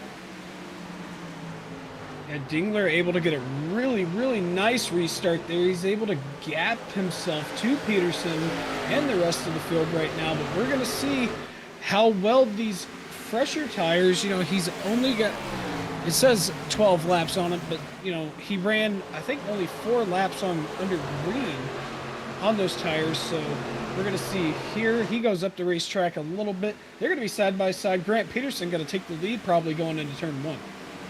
Peterson looking for the perfect sweep here tonight. Would have to hold on to this top spot for a little bit longer, but he has got the advantage and clears Dingler for the top spot off a 2. Trying to pull Joseph through with him on the bottom as they got Zach Arnold waiting in the wings as well to see if he can go to 3rd. So a little bit of a different strategy for sure amongst these front runners, but still, what a job by Dingler to get up and around Peterson before the caution. That was the difference from him restarting either in the lead or back in 21st spot. He currently rides in 4th. May need to try to hold on and stop the bleeding here at this point in the race as he's got the point leader in McGill behind him looking for that 4th spot, but it's Peterson back out in front. Yeah, Peterson is definitely, he's got this place down. He's got it down to a science. Joseph doing a really good job. We saw he started further on back in the field, had a little bit of an up and down, had to work his way back up through some strategy, running 2nd. Zach Arnold also having a really good night. Holden McGill, we're used to seeing him up front, but he's not up front right now. I mean, I guess you consider 4th up front, but he's not a stranger to leading. We have another caution on the speedway. I'm not quite sure. We got a car around to turn Curtis Martin again. Boy, it has not been Curtis Martin's night, to say the least. It's been a very rough evening for the driver, the number 04 in Martin, who was involved in his 2nd consecutive incident in turn number 2. Let's see how this one took place. Again, this was coming just a couple laps after we got stage 3 underway, and he's got some company from behind. Looks as though trying to protect the bottom. That's one of your early race leaders there behind him, trying to get up and by. And Martin there just not quite as quick to get back into the throttle before he got tagged from behind from Merrick Watchhorn. And around he goes in turn number 2. And, for Watchhorn, I understand a sense of urgency trying to get back up to the front, especially after he had a car as dominant as he did. He got turned around I should say he turned around Martin there. And we're on board with Watchhorn here as they go into turn number 1. You'll see he's going to get back to the power a lot quicker than that of Martin. And there he goes. Yeah, definitely a sense of urgency. I mean, I'm not quite sure if he expected Curtis Martin to be, off of his pace right there, because he was definitely able to get the power down a lot sooner. So we're going to see right here, you heard the onboard from Watchhorn, so we're going to see what the RPMs and what the engine sounds like here. So we know right here, he's already back under the gas, and bam, he wasn't even on the gas yet. And that right there, heavy contact of that front end of that 04. But yeah, that was definitely just the difference of getting back onto the gas. So an unfortunate night so far for Martin, and also an unfortunate night for the number 91, Americ Watchhorn, who, as of right now, is running in the 12th position, trying to get further back up here after he led one of the early portions of this race. And it puts us under the caution flag with about 70 laps to go. Joseph there flirting with maybe showing a sign to come into the pit lane. He's going to elect to stay out. And let's use this yellow flag as an opportunity to once again thank some of the partners at Pit Stop TV. We mentioned our friends at Tucson Sound Art, of course. I think the best gift idea that there is. We also have our friends at Race Pace, and handle's been a big deal here tonight. And if I was to enter this particular event or any event on the sim, I would probably need a hand with our friends at Race Pace as far as setting up my car and giving me at least a snowball's chance to win. And that is the work of our friend Tyler, who is a real-world race engineer. He's the one that you want to reach out to and contact at Race Pace because he's going to be the one that helps step up your game. Literally, it's the idea of having a race engineer on speed dial because they're a driver development service and setup shop all in one. Again, reach out to our buddy Tyler and make sure that you pick up your pace with Race Pace. We mentioned gift ideas as well. Always a good gift idea for anybody who's thinking about doing something of the sorts involving their appearance, because when it comes to your appearance, you deserve the best care that money can buy. Permanent Makeup and Cryo in Maine gives you that opportunity, because at Permanent Makeup and Cryo in Maine, Ashley Bullier is a certified micropigmentation specialist who provides personalized, safe, and professional services. Now, you can contact Permanent Makeup and Cryo in Maine or learn more about some of the services they have to offer at permanentmakeupinmaine.com. You can also check them out on social media, read all sorts of testimonials, see some of the before and afters that are out there, and see how you can make sure that you give your appearance truly the best care that money can buy at permanentmakeupinmaine.com. And lastly, of course, Whiplash Media, who is the parent organization for Pit Stop TV. Boy, we've been busy the last few weeks with all the action that we've had coming, and we have more racing still to go. And it's because of them we have all these paint schemes, stream overlays, and these camera packs. As you see the beautiful sights and sound as we get set for the restart here at the Milwaukee Mile. For more on Whiplash Media, head on over to whiplash-media.com. Getting set for the green flag, Trey Patton, and we got Peterson, who has thus far swept the two stages, but Joseph looking for that elusive first victory. He's been inches close so far this season. Who wants it most? We're back underway. There was actually a little bit of contact there between Grant Peterson and Zach Arnold. I don't know if he meant to bump him. We have another caution on the speedway. Colin Stone, looks like Robert Pattengale, and not quite sure who that is. Looks like Holden McGill, but I know it's not. Yeah, and Stone's car appears to have gotten the worst of it. There may have been more cars involved, and that was a bizarre place for an accident to take place. Let's go back and take a look at it here. Once we have the replay queued up and ready, it looks as though that Stone, he's there in the 43. Curtis Martin is just behind him. Keep in mind, these two drivers got together a little bit earlier on in the night. So let's take a look here and watch this as close as we can. We know it's not been the night that Martin may have wanted, and he's right behind Stone here in the tire tracks in the turn number one. And oh boy. Oh man, Curtis Martin got into him. You want to talk about the night he didn't want to have, and you know, he's been in some incidents, and I believe he may have been the cause of that. Yeah, and I don't think anybody would have anticipated that inside retaining wall to chew up Colin Stone and spit him back out like a tire wall would. However, he definitely got a boot from behind by Martin on the approach to turn one. Not sure if he backed up a little bit too much, but boy, he took a shot, definitely faded off driver's left, and he hit that protective barrier there at the end of the pit wall, and that's what shot him back up into traffic and collected a couple of other cars. So the drama continues for that 04 car, unfortunately, throughout the night. And this time, Colin Stone is on the receiving end of it. This may be our best vantage point of it yet, though, Trey. Here, looking here, coming to the green, across the stripe there, and oh yeah, just punted him. I mean, obviously, I don't think he had any intentions of bumping him, out of the way. And unfortunately, Robert Pattengale and the 23 of Frank Flores, you know, just victim to circumstance there, just wrong place, wrong time, and Colin Stone had had to bring that down and had an expired engine.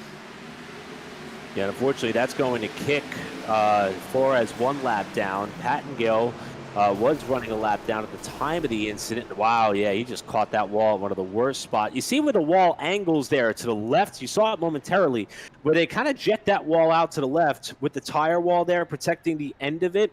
And it looks like he caught the separation between those two walls, and it just shot the car back out driver's right and into oncoming traffic. Certainly a bizarre incident, our biggest incident of the night. And now we're on board here with Martin on the approach to the corner. And in his defense there, Trey, it sounded like he did get out of the throttle there.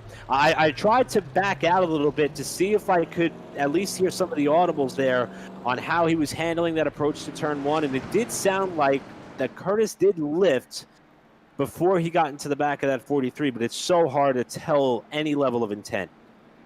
Yeah, it's really hard to tell, especially, with all these cars bunched up like that. So, you're hearing his engine, you're hearing the guy behind him, the guy beside him. So it's really hard to make out, who we're really listening for. You gotta listen really, really, really hard for that.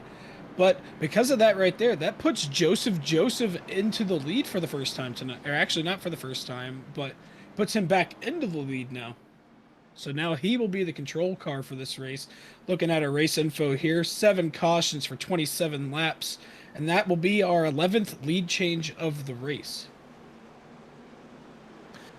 So, just so much to keep up with, and that's what's making this race so fun and so enjoyable, as we have about 63 plus laps to go in this race. A lot of motivation there in this front row. Joseph, who we mentioned, has been a bridesmaid twice this season, 3rd in championship points, 2nd by the narrowest of margins at Atlanta. He's currently leading this race over Grant Peterson, who is looking to get into the top 10 in championship points. He's on the bubble right now as far as playoff contention, even though we got a long way to go, but he has had the best car tonight.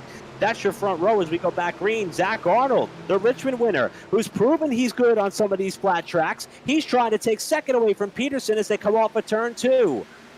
Peterson way up the racetrack. Zach Arnold able to clear Peterson for 2nd. Joseph still on the lead, Zach Arnold looked like he may have almost given the bumper to Joseph. They're going to be almost side by side. He's going to slap back in behind him. You see the cars further on back snaking out a little bit here and there, try to get the best run.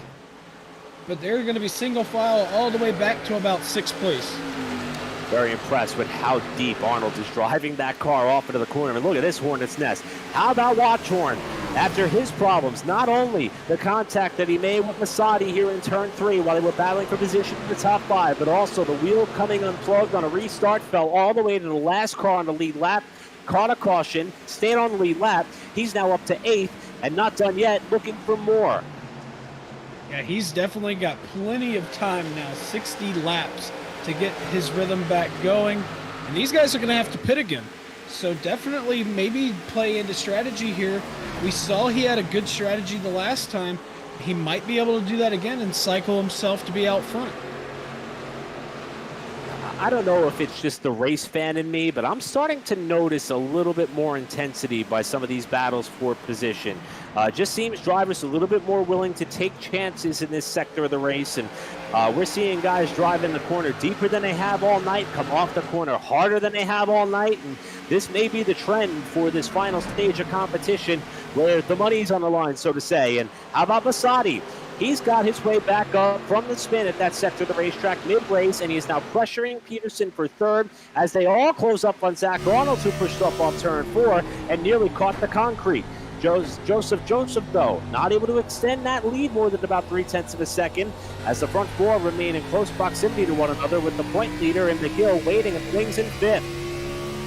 Forward with 4th place, Anthony Musatti right now.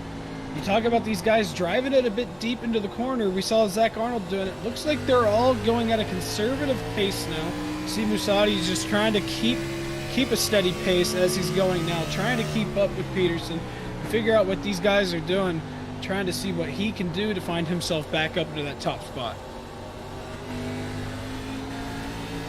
We're going to start to, I think, Trey, as we start to get maybe another 10, 15 laps under our belt, we're going to start to see who is maybe a little bit too aggressive in the early portion of this run, who is saving a little bit. We may, sometimes overlook somebody's performance as them fading or falling back. I would think maybe Dingler would fall in that category. Remember, he was on a different pit cycle than some of these drivers. He's now looking to the inside of McGill to get back to a top 5 spot with Watchhorn. Maybe thinking about going 3 wide off too. He's going to duck back in line as they're side by side for 5th with Dingler and McGill and Watchhorn. He wants an avenue to get by as well. He closes right up to the back bumper of Dingler in 3. See, McGill got washed up the racetrack there, so that's going to be an easy spot for Watchhorn to get by. You talk about these guys being aggressive. Dingler and Watchhorn driving it very deep, especially Watchhorn down into turn 1 and 2 and 3 and 4. You're seeing it there, goes all the way down to the bottom. He's going to be in the tire tracks of Ryan Dingler. I wouldn't be surprised if we see him try to dive it down to the 3 and 4. Wasn't able to do it, but Dingler up the racetrack ever so slightly. That's going to give Watchhorn the spot. So while Watchhorn takes that position away, Dingler there almost caught the wall. We're starting to see some drivers push up off the corner in turn 4. That's the second near miss we've had with the concrete. This one, though, involving Dingler for the first time. McGill back to 7th. Breton there is, whoa, hang on there. That was Watchhorn. First car that we've seen in this run of the race. Nearly lose the back end off of turn 2. We saw that was his issue earlier on this race. He was pushing hard. And then when it got into more of a run, he was struggling trying to keep that car straight. As we mentioned, Noah was telling us, once we get into a run and these tires start, start becoming worn, that these cars get really, really loose on corner exit. And that right there is a prime example of what to watch. Yeah, that's why we got to give Noah Carmichael all the credit there, because he advised us of that just before we got ready to get qualifying underway. He said, as he gets a long run in, these cars just, all of them, seem to want to spin as they get to the power off of these flat corners. And again, there's no banking to lean on. 2.5 degrees is all you have on the front and back straightaway, and you're transitioning off 9.25 degrees of banking in the corners. So that's the reason why you're literally, it looks as though you're trying to get the power down on a quarter-mile drag strip per se on the front and back straightaway. And that's going to be the story to watch. And I think also it's fair to say we need to start thinking about pit strategy. We know that the longest run I believe we've seen tonight is approximately 44 to 45 laps under green. That was evident in stage 1. It was about the latest we saw somebody hit the pit lane. And we know how much of an advantage it could be on tires if you could be one of the first cars to hit pit road. So we start working the race backwards, which you don't really, kind of lean on that road course strategy at a track like Milwaukee, but being that tires seem to matter so much here, if you start to work it backwards a little bit, you may start to see some of those pit stops here in the next 5 or 10 laps or less. Yeah, definitely. I think we're going to see guys coming up within the next 5 or 10 laps, considering the fact that we did say, 40 to 44 laps. It's definitely going to be interesting to see how the strategy plays out, because I'm sure these guys are trying to strategize now and going, okay, we're going green. How long are we going to go green? Are these guys going to try and hope for green flag pit stops? Are they going to try and short pit? Are they going to plan on pitting early and hoping a caution comes out later on? It's all these things as a driver. You got this going through your head because you don't know what's going to happen. So on the back straightaway, it is Joseph ahead of Zach Arnold. A couple of drivers who have run well so far this season. However, one of them has gone to victory lane while the other has not. I think if we were going to handicap the field, we would say that Arnold would be the favorite by virtue of his performance at Richmond a couple of weeks back. And he has been running very strong in that second spot. It's not always been his position of running. But he's under pressure now from the driver who qualified outside pole, and Anthony Masadi, who's had a roller coaster of a night so far, and is also trying to make up ground in the championship in his Badger Racing number 49. Now, Masadi missed a race in this campaign, so he finds himself outside the top 20 in points as Arnold has a big glove save and a beauty off for. So a win would go a long ways for Masadi as he makes the outside pass, but overdrives turn one. Arnold's trying to fight back on the bottom, and here comes Watchhorn. They're going to be side by side out of turn number 2, down the back straightaway. Looks like Musadi was able to keep that working. You see Curtis Martin up on the top side, no front end to that machine at all. With all the incidents he's been in tonight, able to let these guys get on by. Ooh, you see Holden McGill get a little bit sideways, try to go up to the normal line to the outside wall there. Had to make a quick move, good save for him to not spin that race car around. Yeah, Martin giving everybody a lot of breathing room there to the inside, but it does tighten up incredibly off the exit of these corners as we are side by side for third. Arnold's going to fall back into fourth. Masadi second, Watchhorn third, Arnold fourth, and the stage 1 and 2 winner and pole sitter of this race in Peterson is rounding out your top 5 with McGill further back there in 6th. Dingler was holding down 7th.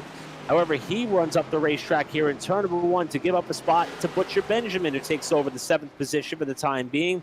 Breton is 9th, and your second place runner in championship tonight in Rolleveld is running in the top 10 as we got a crash. That is Jeremy Berger, who has had some problems off of turn number 4. And Trey, this may be it as far as the opportunity for the final pit stop of the race with about 45 laps to go. Yeah, we're going to get a look at that here. I'm not sure if he had any help going around at all, but we're going to get a good look at that here. You see Berger's all by himself. Oh, yeah, he just clipped the curb. Clipped the curb right there below the white line, just spun all by himself and gets into the outside wall. Not a huge hit, but definitely a sigh of relief to everybody running that had not come down pit road yet. Actually, looks like the only person that has come down pit road was the 58 of Ryder Schrauf.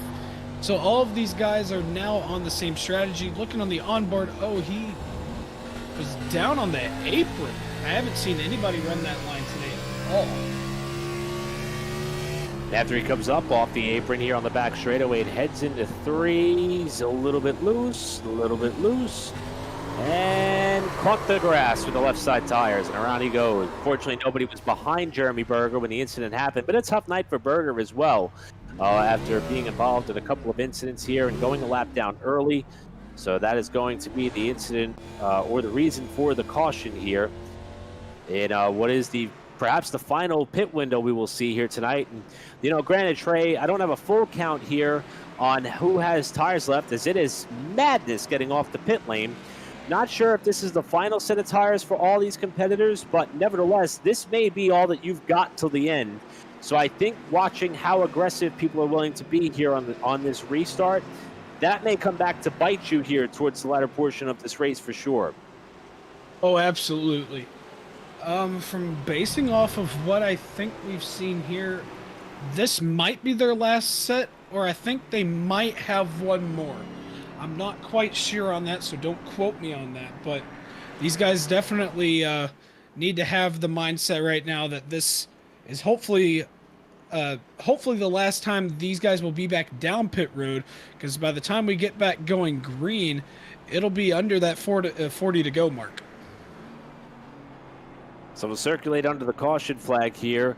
What we hope probably won't be the last yellow of the night. Probably going to restart here with about, as you mentioned, 40 laps or so to go. Good time to remind everybody to check out our friends at TucsonSoundArt.com. You see the logo and link on the bottom right-hand portion of your screen, as they do so much for us here at Pit Stop TV, and for everybody who is looking for something of a unique gift. As a matter of fact, my father, who is 71 years young, will say, is fascinated with any type of audio or visual quality. As a matter of fact, I'm talking about a guy who spent over $600 for a tube amplifier, and anybody who knows audio knows what I'm talking about there.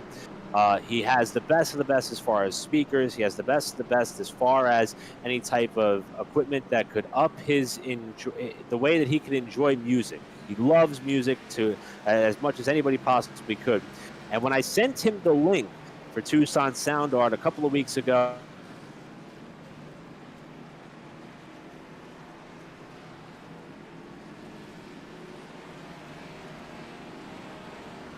So whatever you do, make sure when you go to Tucson Sound Art, use the promo code PitStopTV at checkout so you save 10%.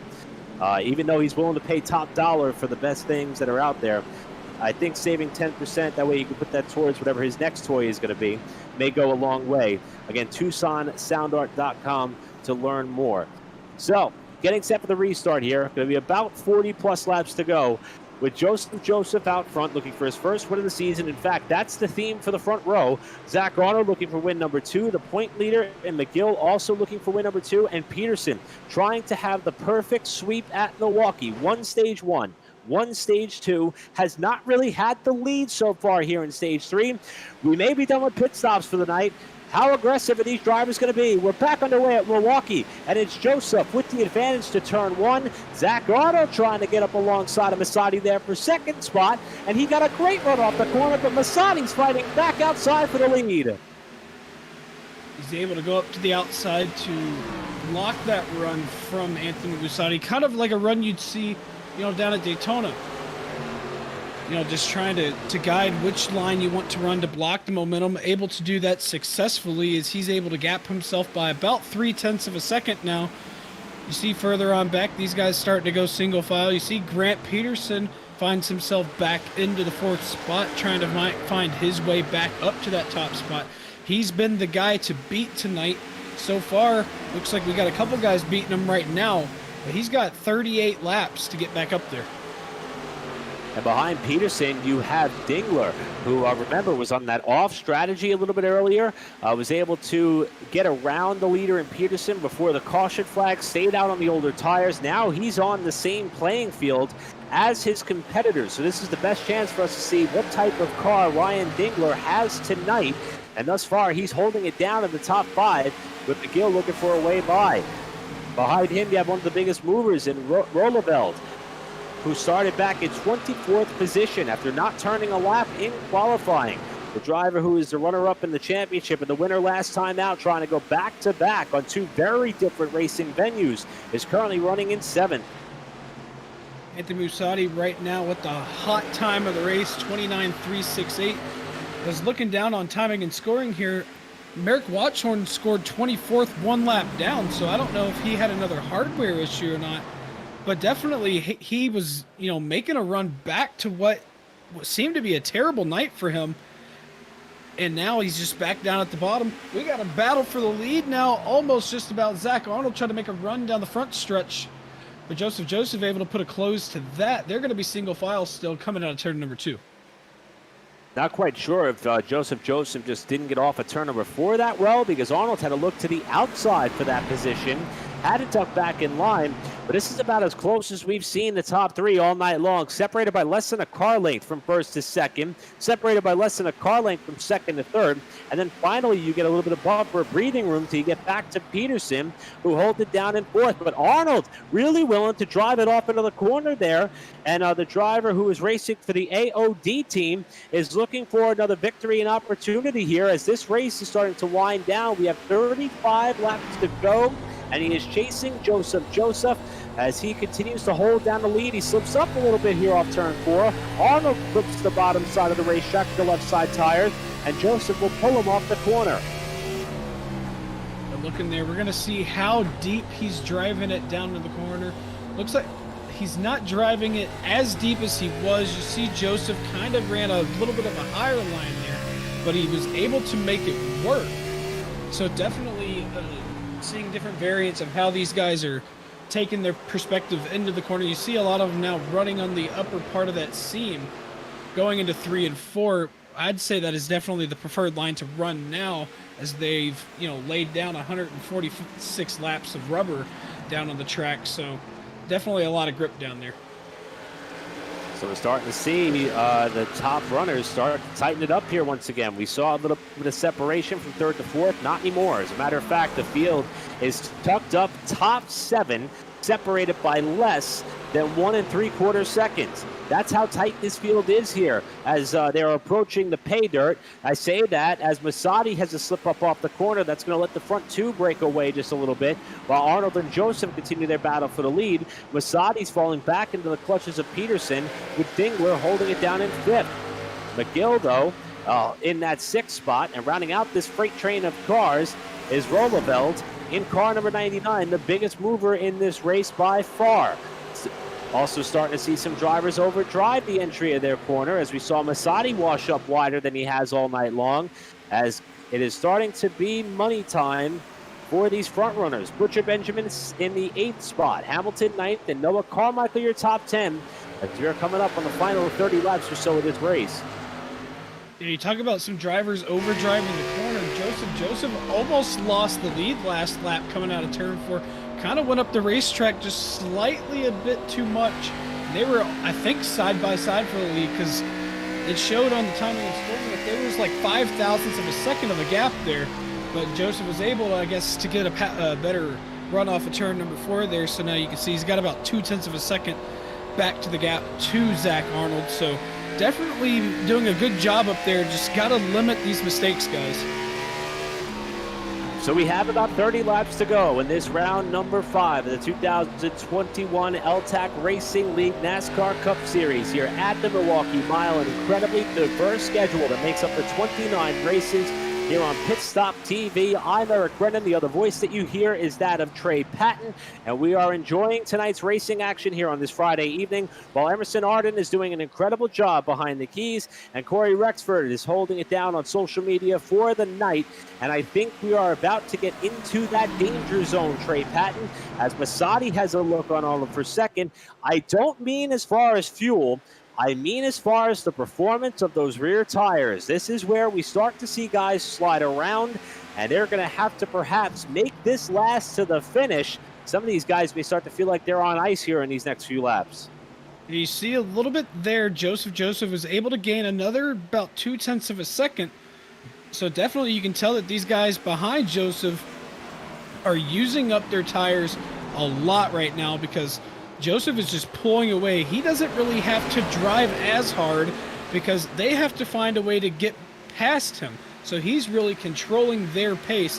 That right there gained up, what, half a second right there. He's already up to over a second lead now. And just outside the top 5, we got Dingler kicked up off the bottom. He's gotten passed here by McGill to take over that spot. Holden McGill is going to take over that 5th position. Now Rolleveld versus second of the points. Oh, contact there!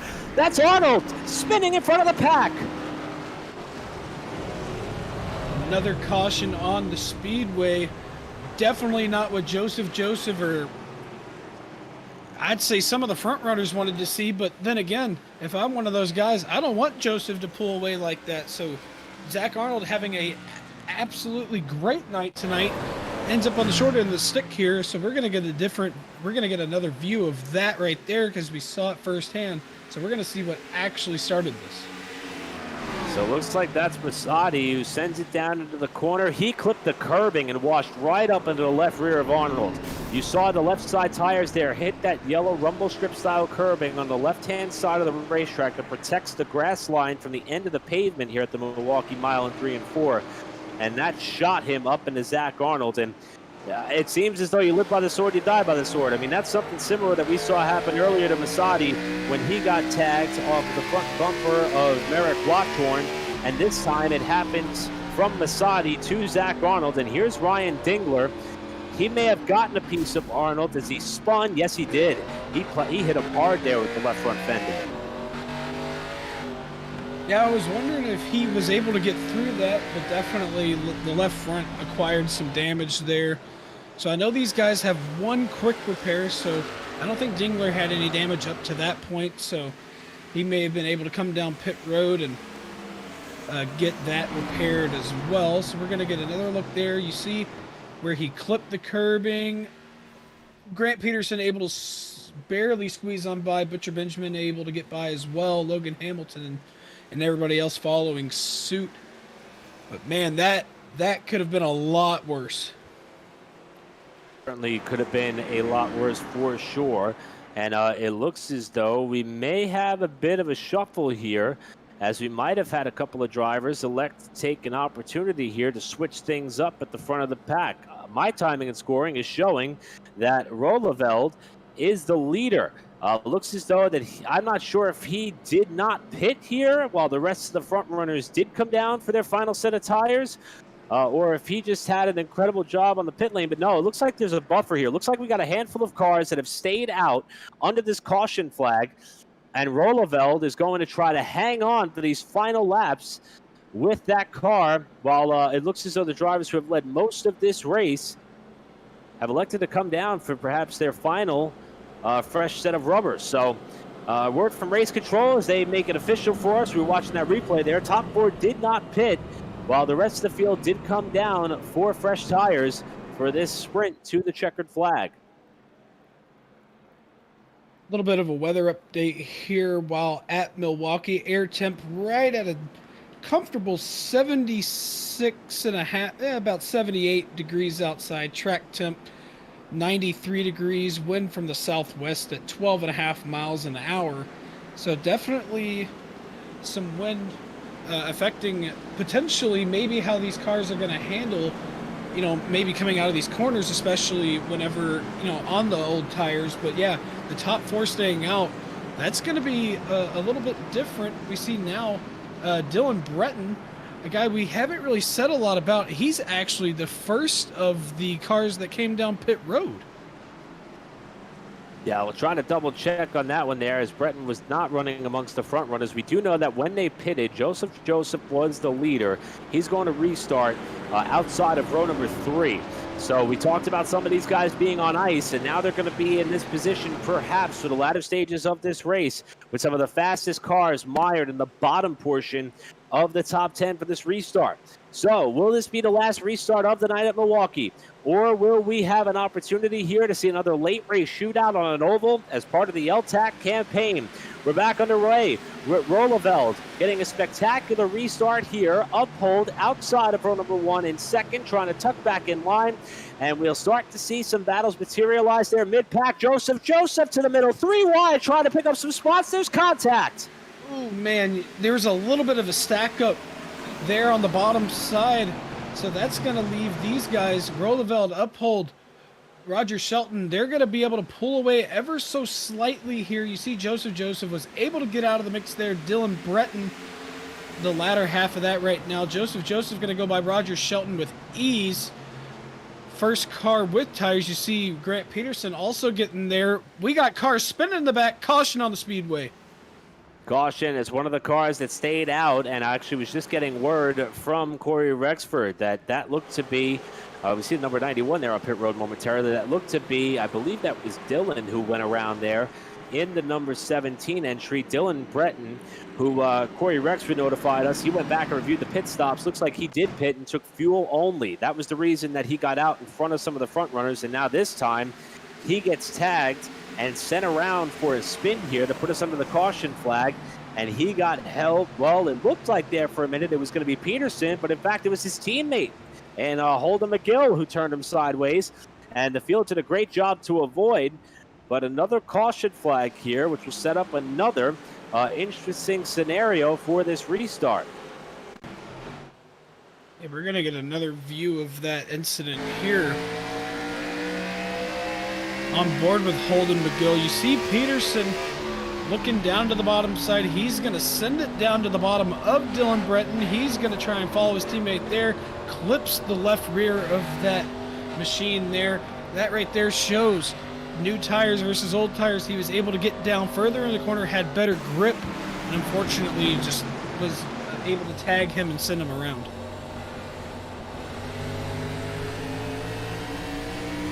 On board now with Breton, who again we were notified restarted in 5th after a fuel-only stop. And you can see in the mirror here, Peterson gets by and McGill just tags the left rear and sends him sliding. And I don't know how most of the field got by without major contact, but nevertheless, that's been the name of the game tonight. Situational avoidance for a lot of these front runners, just finding their way to navigate their way through some carnage and missteps that happen in front of them. But I think these caution laps are really, benefiting the race leader. 10 cautions for 36 laps tonight with 12 lead changes. As you look at our race info tab on the bottom left-hand portion of your screen, I really think, Trey, these caution laps are really benefiting Derek Roloveld. You know, the more laps that we click off under yellow, the less that delta is going to impact him as far as guys who came in and got fresh rubber trying to work their way back forward. However, Joseph already up in the 3rd spot, so he's going to have somebody on his back bumper with fresh tires once we get this race restarted. Absolutely. I expect if Roloveld doesn't spin the tires on the restart and is able to get a decent start, and that is going to allow Joseph to pull away from the guys behind him, I wouldn't be shocked at all if we see Joseph making a run for the lead down the backstretch going. So a couple things we're going to be keeping our eye on here is for the ensuing restart that is at least a lap and a half away. After this race, this series is going to kick it up in a high gear at the 2 Mile Oval in Michigan. That's going to take place on February 19th, 1 week from tonight, with a 100-lap event at the Michigan Speedway. From there, it's another unique venue. They go on to Gateway for the Arch 200 on February 26th, and then they will wrap up this segment of the schedule at Chicagoland a few weeks from now on March 5th, before they have 1 week off for everybody to regroup and catch their breath on, as I mentioned, a unique schedule for the Cup stock cars with this L-TAC Racing League and their Cup Series for 2021. And so far, 4 races, 4 different winners. Derek Roloveld trying to become the first repeat winner on the season. The only other driver who's up towards the front of the pack that has visited victory lane just yet that I see in the running order as things stand for now would be McGill, who has scored back in 7th. We've seen some bad luck plague that of Zach Arnold and Kevin Franks as well, the Daytona winner, not up there towards the front of the pack. In fact, Franks has scored back in 8th position, and we'll see how things pan out here for this restart.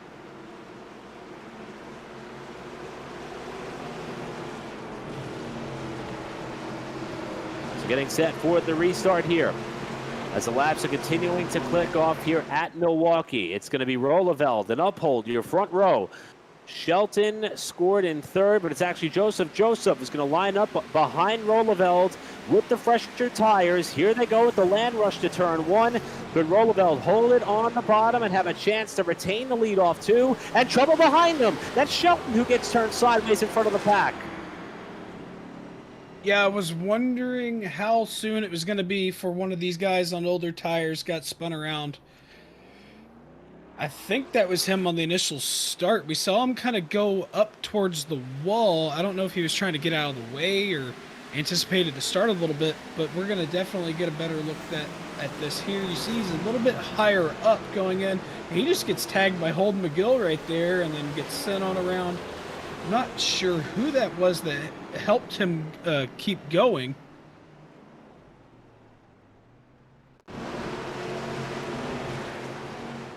Well, the saying that cautions breed cautions is an understatement here. I mean, we've been on a stretch of yellow fever. That's caution number 11. We talked about Kevin Franks, Daytona winner, who was running in the 8th position at the time of this caution. High line here, giving himself a lot of breathing room. He sees the contact up in front of him and right into the driver's door of Shelton.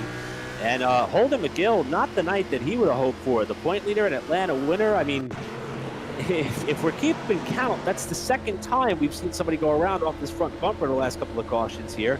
So we're going to kind of see how this unfolds. We're on board with Holden McGill here. Again, he restarted just about outside of row 3.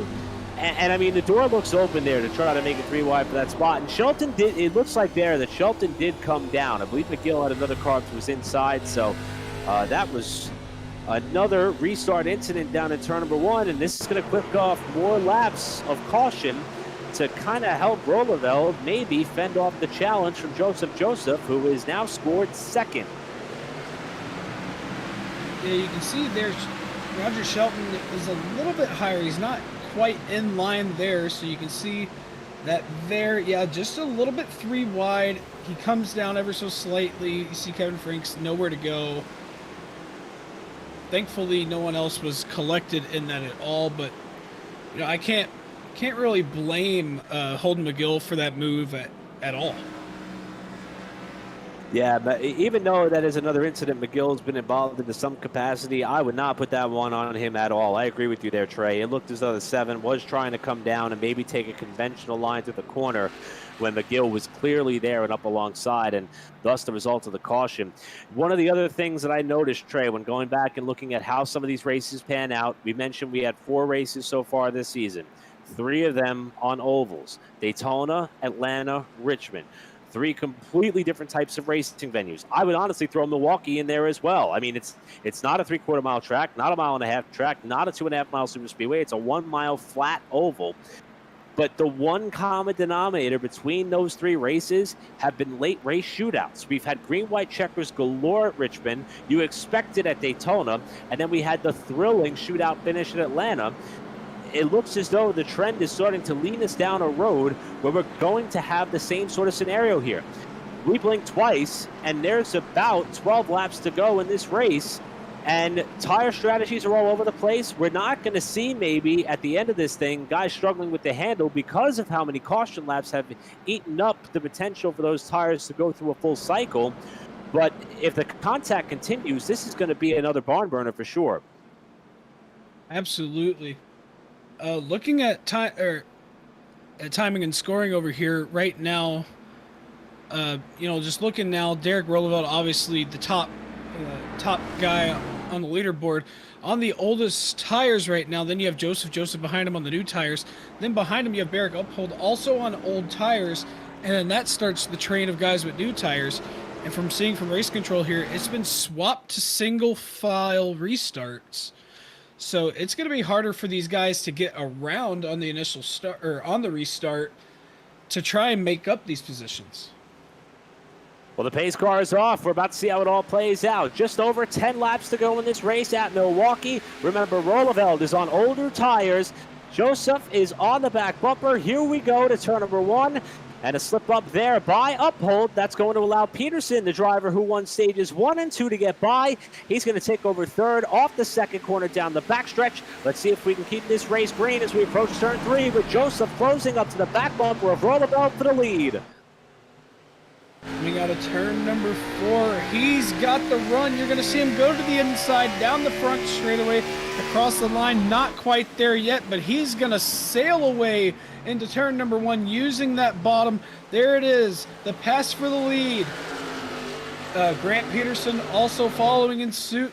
Probably going to make the run here, going down the back straightaway. He's going to dive it down into the bottom. Not quite. Barrick Uphold also behind him, not out of the picture. Taylor Butcher Benjamin behind him as well.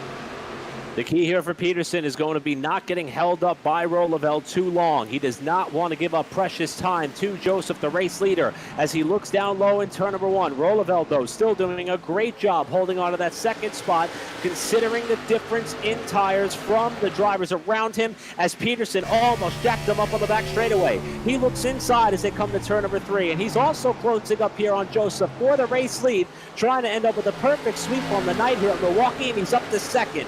Caution. Oh man, that changes everything. Ryder Schrauf up into the outside wall. Looked like another car was also involved. Not quite sure who that was. We're going to get another look at it. He's into the wall again, trying to get that car straightened up. Caution coming out here with less than 10 laps to go. And let's take a look at what happened. We saw Schrauf, one of the cars that was backwards up against the outside retaining wall. And it appears as though he is going to have big help. He got a boot down into turn number 3. I didn't get a positive idea on that car there, Trey. Was that the 23 machine that sent him around, perhaps? That did look like the 23 indeed. I believe that might have been Frank Flores that sent Schrauf for a ride, and we're on board with him here off the corner. We'll see if Flores just got in a little bit too deep, or if Schrauf got off onto the binders a little bit too early as they approached the corner. About a car lane separation there, and Flores came from a ways back there to send Schrauf into that wall with that flush driver's side impact and slow the pace of this field here, as we are anticipating yet another shootout to close out an oval race as part of the L-TAC Racing League season. Man, if I'm Joseph, I did not want to see that caution come out now. We're going to get from a rear view point of Ryder Schrauf here going into turn 3. You see, looks like Flores was just trying to, as we've seen a lot of guys, dive it down into the corner. I think he was just, going for that. Didn't expect the 58 to come down when he did, and that's why we're under caution. So this is going to eat up a couple of laps here towards the end of this race. And, you know, now let's set the stage. Joseph, who is the race leader, has not gone to victory lane yet this season, but he has been close. A pair of runner-up finishes, and the one item of note here, one of them at Atlanta, came in the terms of 11 thousandths of a second. I mean, it's about as close as you can get to winning one of these races and not getting the job done. It was incredibly tight, one of the most thrilling finishes I've seen on the sim in some time. If you want to go back and take a look at that, that is archived on the Pit Stop TV YouTube page. But that's how close it's been. Now, he's third in points, but a win would certainly go a long way. He would also be the 5th different winner on this tour in the first 5 races of the season. But the same goes for Grant Peterson. However, Peterson has been pretty dominant according to the box score. Fastest in qualifying was our pole sitter. Won stage 1, even though he didn't have the lead all the way throughout. Perfected the timing of the pit stop. Won stage 2. And really hasn't been in the lead for much, if at all, in stage 3, patiently biding his time to work his way back up to the front of the pack for an opportunity at a victory. And he came into this race on the bubble. Again, we got a long way to go till playoff time, but it's definitely got to be something you're keeping in your mind, especially when you have 26 cars showing up for these races. But he is on the bubble for the playoffs as they run now. A win would certainly kind of increase his chances of climbing up the running order and ensuring a spot in the playoffs when the time comes. And then you've got the runner-up in the championship in Derek Rolleveld, who's on a different tire strategy than the 2 drivers ahead of him. But he started back in 24th. He's charged his way up through the pack. And now is a chance here, perhaps, if the seas part ways, to be the first driver to grab his 2nd win of the season. You see it there. He did, in fact, start this race in 24th spot. He's running 3rd for the ensuing restart. It's going to come with less than 5 to go. And we'll see who comes out of this race here at Milwaukee with top honors. Butcher Benjamin in 4th. The point leader, McGill, in 5th. And we got Uphold 6th. Masadi, who's led a portion of this race, in 7th. Noah Carmichael is strong 8th. Hamilton in 9th. And Dingler, your top 10. But let's stay that way. We're about to find out. It is another sprint to the finish for the L-TAC Series, this time at round 5 at Milwaukee. And here comes Joseph and Peterson bringing us back down for the restart. Joseph able to get a good jump on Peterson here. That's exactly what he needed. He needs to hit his marks here. He's been so close to a win. This is his chance. All he's got to do is hit his marks for the next 4 laps and hope that the guys behind them can keep it together. Definitely wants this race to stay green now, does Peterson, because he wants to see where he can close up that gap on Joseph. Right now, he's about 1 car length off the corner. He appears to be a little bit stronger on corner exit as he protects the car from washing out too wide. Joseph, though, retains the lead this time as they go into turn number 1, but Peterson is doing all possible to close up that gap in the first corner, and he appears to be a tick faster than Joseph right now, but catching him's one thing, passing him surely another. And how bad does he want that perfect sweep here tonight at Milwaukee? And he's running out of time to get the job done. Here's my thing, Eric. We know they're battling really close up there to the front. On board with Roosevelt right now, and now we're on board with Peterson. If he gets there under the white flag, do we see him do that little bit of the short trek thing, give him the bumper to bump him out of the way? Or do you think he's just going to try and do it the clean way? It's going to be hard to tell. At this point, I think Peterson knows that this would be one that would have gotten away. As dominant as he has been here tonight, how bad is he going to want that opportunity to taste victory here at the Milwaukee Mile, especially coming into the night so far back in the championship standings? Joseph to the line here, and it looks as though the caution is out. We have a crash off turn 4. It is Colin Stone who is going to set up a green-white checkered finish here at the Milwaukee Mile after a crash towards the tail end of the pack puts us under yellow, with Joseph and Peterson still running 1st and 2nd respectively. Just when we thought everything was going good, gonna have it go green to the end, there you go. You see it there. Was that the 8? Hard to tell. It looks as though that might have been the 8 car, and Ryan Dingler is well down in the running order. He was rounding out your top 10. He scored in 16th right now, so that may have been Dingler, who was one of the first cars to go sideways, and Nate Broker, I think, was the other car involved in the 3. And here we see Dingler and Broker are running very close together. I should say Nate Brooker, that is, in the 3-car. And here comes Brooker. Oh, yeah. Dingler might have gotten a little bit checked up there, but the 3-car came in with a full head of steam. And the second hard hit of the night for the 43 car of Stone as he impacted that inside retaining wall hard in turn 4. Yeah, not the ideal night for Colin Stone at all. Ryan Dingler, we saw he was running up front, up into the top 10. We're going to go on board with the 8 of Ryan Dingler right now, looking at the back end of that machine. You see the run coming out of turn number 2. So he's going to go down to the bottom for the corner entry. Yeah, there it is. That's the checkup right there. And unfortunately, Nate Brooker had nothing to do about it. There's the hard hit from Colin Stone. And a little bit contact back there. I believe Robert Pattengale and company back there. So, another restart that Joseph is going to have to endure here, it seems. He did a good job the first time around. We're going to see this accident from the perspective, or at least alongside the cockpit of Colin Stone's car. And again, this is a driver who's had 2 pretty hard hits tonight. This is going to be the second one. Bang! Right into the inside wall there that actually jets out a little bit there towards the track. It doesn't necessarily run parallel to the racing surface. It's kind of angled a bit there to prepare for the eventual jet in through the abutment that leads on to the pit entry.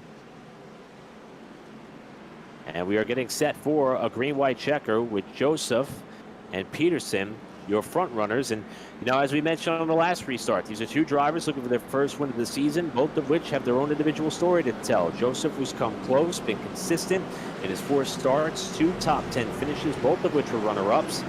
Now looking for victory here tonight. But Peterson, again, fastest in qualifying. Winner in stage 1, winner in stage 2. Kept himself patient. Was actually able to keep his composure throughout the first portion of stage 3, where things got a little bit hot and heavy at times and plagued with cautions and contact, and nobody really got into a rhythm. Then we shuffled up the pit strategy and he restarted towards the bottom portion of the top 10. This is his opportunity. I think he was looking for a chance, and we mentioned the yellow flags. 13 cautions for what's coming up on 50 laps of this race under the yellow flag, but we have had 13 lead changes. The racing has been phenomenal, especially right up until we got to this 3rd stage and things started to get a little bit crazy. And we are getting set for another restart here with Peterson doing all that he can to get by Joseph for the lead in the win. And Rolleveld having a very solid night, despite the cards that were dealt to him and starting outside of the top 20, being on that differing pit strategy, being on differing tires than the drivers around him, and he's doing a masterful job holding down that spot, especially while running ahead of the point leader in Holden McGill, who is back in 5th. And Rolleveld may have a chance here to sneak out a victory and go back-to-back if something should happen with the front 2, or if he could reach down and find some magic in the waning 2 laps of this event. Yeah, it's definitely going to be pretty hectic coming to this. We got to remember, these guys have 3 attempts at a green-white checkered, so this is 1 of 3. So hopefully we don't have to use all 3. So really anxious to see what's going to happen here. It's definitely going to be a show here, so we're going to see if Joseph and Peterson can put on a show for us. Well, here we go. Pace car is off. Peterson on the ready. Here they come. Single file to turn number 1. We're back underway. Joseph has to defend a little bit early. He takes a sharp entry into turn number 1 while Peterson tries to diamond the corner a little bit. He'll hit the apex between 1 and 2. He's got a bit of a run up the backside of the course with a lap and a half to go. Yeah, Joseph's going to have to protect that bottom at all causes. Here we go. We got a car into the outside wall in turn 3. We're still green. Will we take the white flag? Here we go, out of turn number 4. The white flag is in the air. The race is official. Will Grant Peterson side by side? Will he claim the lead? Oh, Peterson got him up off the bottom. Here they come for the race lead. Side by side for the lead and the win in Milwaukee. And they've got some breathing room on Butcher Benjamin, who runs 3rd. Peterson to the point. Joseph with one last chance to try to get back by. Here they come to 3. He tried for the back bumper, but it's not going to happen. It's going to be a perfect night for Peterson as he comes to the line. Joseph crashes, but it's Grant Peterson with the win, sweeping the stages and grabbing his first win of the season at the Milwaukee Mile. Well, not the finish we hoped for, but that's the finish we got.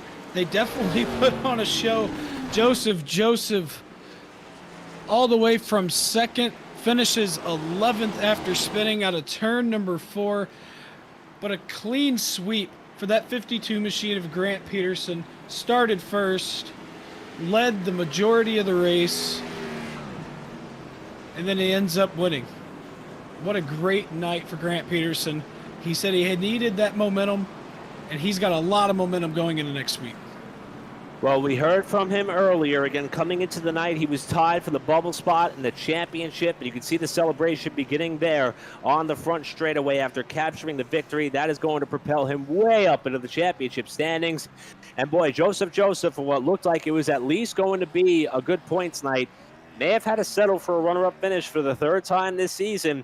And I think he got a little bit too low on the racetrack and caught the left side tires in the dirt. It sent that car around off of turn 4. The field did a great job to get by. Taylor Butcher Benjamin second, and Derek Rolleveld in third after the charge up through the pack. We've heard from Grant Peterson once tonight. We're going to have a chance to hear from him again when we come back here at the virtual Milwaukee Mile after another thrilling finish for the L-TAC Racing League here on Pit Stop TV. We'll be right back after these messages.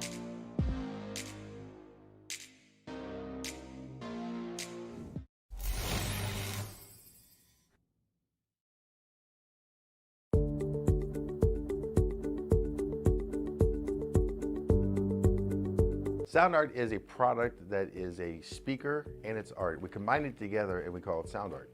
What makes it so unique that any picture can be your speaker? Sound Art gives you the high quality sound without the ugly speaker. This isn't a picture with a speaker, the picture is the speaker. Just imagine your wedding picture uploaded onto a canvas and now it's speaking 10,000 tunes. I mean, it's a very cool concept.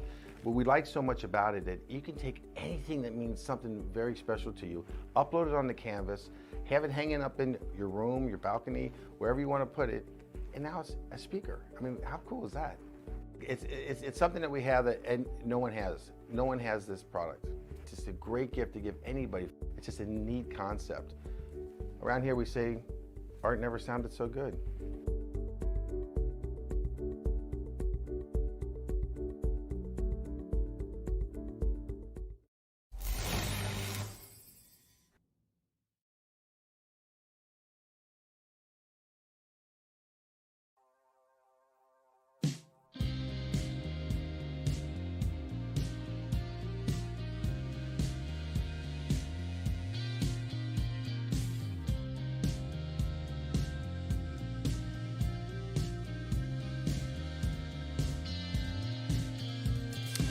Back at the virtual Milwaukee Mile after yet another thrilling result to the L-TAC Racing League as we just concluded their 5th race of 29 on the season, and we have a 5th different winner. And this one, it may look like it came in dominating fashion, but it was certainly hard fought for and earned at the finish of this race. I'd like to welcome to the broadcast booth our winner on the night, Grant Peterson. And Grant, we talked to you before after a spectacular Stage 1 win. You got the stage win in Stage 2, but that last sector of the race was wild, and you found yourself in second on the green-white checker. You pulled off a superb and clean pass for your first win of the season. How did you get that pass made under such circumstances?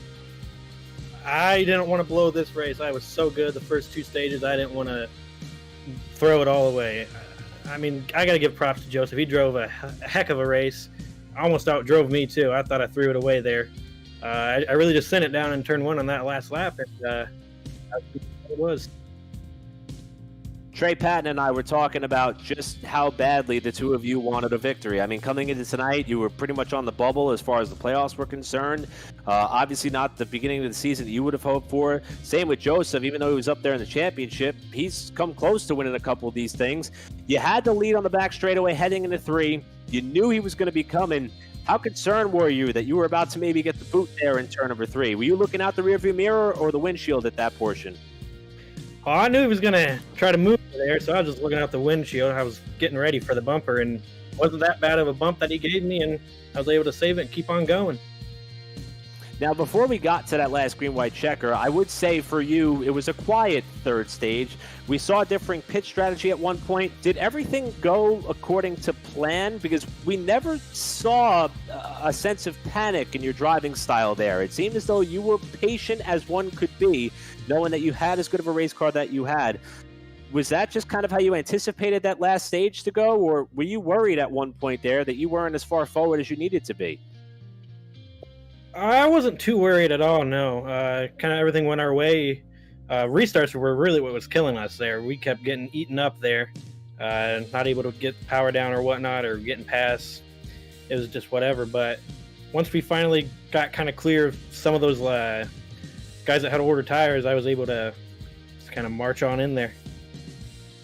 Now, we've been talking about how unique this schedule is. There are a couple of tracks that are similar to that of Milwaukee coming on the schedule a little bit down the road, but next week we head on to Michigan.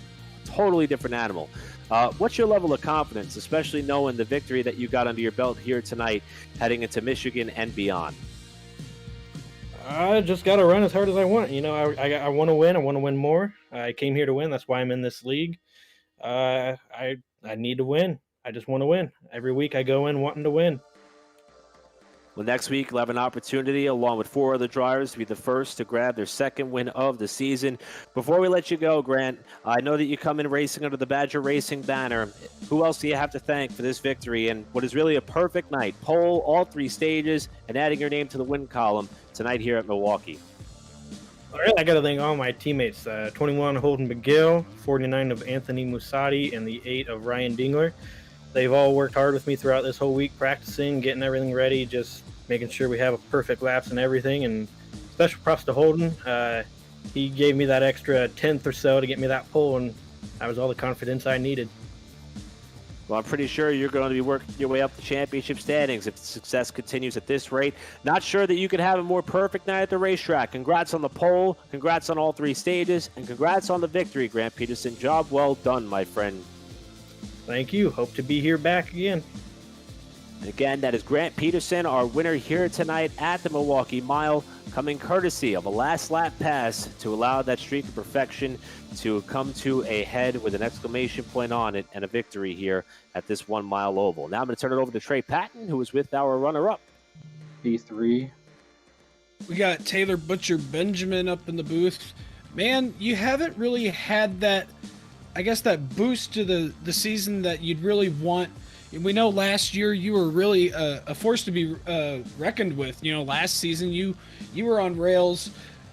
You were kind of quiet tonight. You started 8th, kind of ran, you know, towards the latter half of the top 10. Find yourself in 2nd. So kind of just talk us through tonight. How is the car? We know Milwaukee's a little bit of a different animal. So just kind of just talk us through the entire race and how it was for you. Yeah, I don't have too much experience with this car here or at this track in general. So just really just making the whole time really just trying to learn and click off laps and figure out what I needed to do for the end of the race, and kind of got stuck back in traffic after a little strategy call in the first stage. Ended up getting an unsafe, or not an what was it? Some kind of penalty for exiting. I think it was exiting a closed pit. So that put me in the back of the field. So after that took place, I just try not to go too hard and just take it easy on the tires and kind of workman-like kind of make my way back through there, and got some lucky breaks, missing a couple of wrecks, and a few of them happened in front of me, and as well as on that last lap. That was quite a finish between Grant and Joseph. I thought they were both going to go around. I might have been able to steal it, but a 2nd place on a track I have little experience with, and with the Cup car, and yeah, I'm pretty happy about it. I notice here you got the 88 on your car. Was that on accident, or are you switching over to the 88? Because I noticed last week you had the 1, so yeah. maybe that new number having some luck for you. Yeah, I accidentally had the if you turn custom or hide car numbers, if you unchecked it, it showed the 1. But yeah, I messed up with the wrong paint scheme. But I don't know, maybe if it shows up on the car that way, it can give me some good luck. I don't know. But just glad to be able to get through the night fairly clean. Only 4X I got was one of those restart checkups, which wasn't too bad. And yeah, I'm really looking forward to next week at Michigan as well. Yeah, what can we expect from you at Michigan next week, carrying the momentum of a P2 finish? Well, I actually had a league race there the other day, and started on pole and was running towards the front for a while, and that was with a different kind of setup. So, and with a lot, I wouldn't say higher caliber drivers, but a pretty strong strength of field. So I've got some experience there the past couple of days. So feel pretty good about it as long as everybody kind of minds their manners for a while and not take out a bunch of cars early on. But I think we have a good race there. Well, hopefully we'll be talking to you then. But before we let you go, we're going to let you have the floor and say thanks, say hi to anybody who makes it happen for you. And just thank Ryder and guys at RCS Racing. Merrick had a tough night with his steering wheel, came undone a couple of times. And Zach Arnold, who we just brought on board, he was running up front for a while until he and the 49 got together. So his finish position didn't really reflect how good he ran. And definitely thank my Twitch chat for encouraging me and giving me some pointers on how to get through this race. And thanks to you guys for doing the broadcast, and thanks to Nolan for doing race control, and thanks for the fans watching on Pit Stop TV. Well, we appreciate you guys for the kind words, and we enjoy covering you guys. So hopefully this won't be the only time we're talking to you. So hopefully maybe we'll be talking to you next week. Yeah, hopefully so. Hopefully this is a good momentum builder. All right, man. Well, you take it easy. Have a good night, and good luck next week at Michigan. All right, thanks. You too.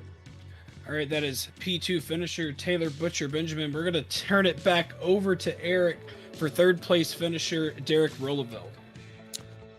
Thanks a lot, Trey, and we'll bring Derek Rolleveld into the broadcast booth with us. And Derek, fresh off the win last week at Sonoma, had an opportunity to go back-to-back here, but your story started when we saw the lineup sheet, and it looked like you didn't get a lap turned in the qualifying. I believe Taylor alluded to it a little bit there in his interview, but what happened there that prevented you from being able to qualify a little bit closer up toward the front, or for that point at all? Yeah, I was having some technical issues with the car, so I wasn't able to get out there in time to do some laps. By the time I got it sorted out, I didn't really have enough time, so just decided to start from the back and we'll see if I can make the best of it.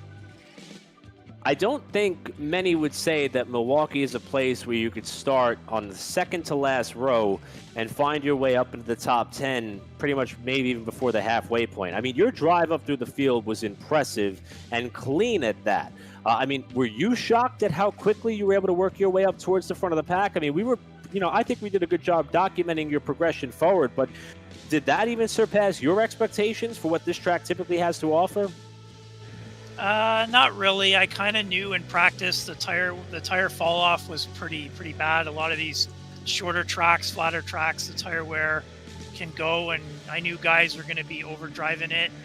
It became apparent fairly quickly after a few laps that guys, especially in 3 and 4, started sliding up, and I just had to make sure I hit my marks and was keeping it on the bottom, and the passes came kind of easy. So I wasn't too shocked to find once I got there, it got a lot tougher. Once you got to the top 10, you remained a fixture in the top 10. Then we had one of those late race cautions, and you elected to play a little bit of pit strategy and stay out. And you had about a 3-car buffer behind you. What was your game plan there? Did you think that maybe that could parlay into a race-winning move, or were you just hoping to get maybe a little bit of a run of yellow fever that would kind of eat up some of the laps and increase your chances of going back-to-back? Yeah, I kind of thought about it that, my car was a bit better on the long run, although, the guys on new tires would negate that. I had enough fuel, and I thought it was a bit early to pit. And I thought, I'm just going to roll the dice here, and, maybe I'll pit later and be able to blow by everybody. But I was really not thinking of the win. Like, I was kind of hoping maybe if it was a caution fest, I could get lucky. But I was just kind of hoping to play into a top 5, because where I was sitting before that, I didn't think I'd be able to get into that top 5. So I decided to roll the dice to see if I could get it. And it worked out, which was lucky for me. Also, were able to avoid the carnage there that happened on the last lap in what was a race for the win gone bad for Joseph. With that, finished ahead of Holden McGill, gained ground in the championship. This would be your 4th top 10 now in the first 5 races of the season. And I would say, after winning at a track like Sonoma, running so well here at Milwaukee, racing your way up towards the front of the pack, that is, now that you've proven that you can pretty much get the job done anywhere, I mean, is your confidence pretty much as high as it could be at this point? Even though we got a long way to go in the season, you've kind of penciled yourself in as a threat at each variation of track we're going to visit. That's how we see it in the broadcast booth. Is that your level as the driver? Are you confident for, all the races that are still to come, including Michigan next week? Yeah, my confidence is pretty good. I mean, I think I can easily get, top 5 and probably top 10, every week here. And Michigan's a track I'm pretty good at, but it is stiff competition. Like tonight showed too. I easily could have been just inside or just outside the top 10, because there's a lot of fast guys. And I think Michigan's going to show a lot of these guys that, maybe a few guys that had bad luck or struggled a bit tonight are going to be a lot better next week. Now, before we all collectively turn our attention to Michigan in 1 week's time, Derek, just want to give you an opportunity. Who helps make this possible for you? The win last week, podium this week. Who helps you get that job done? First, I'd like to thank my team, AOD Racing.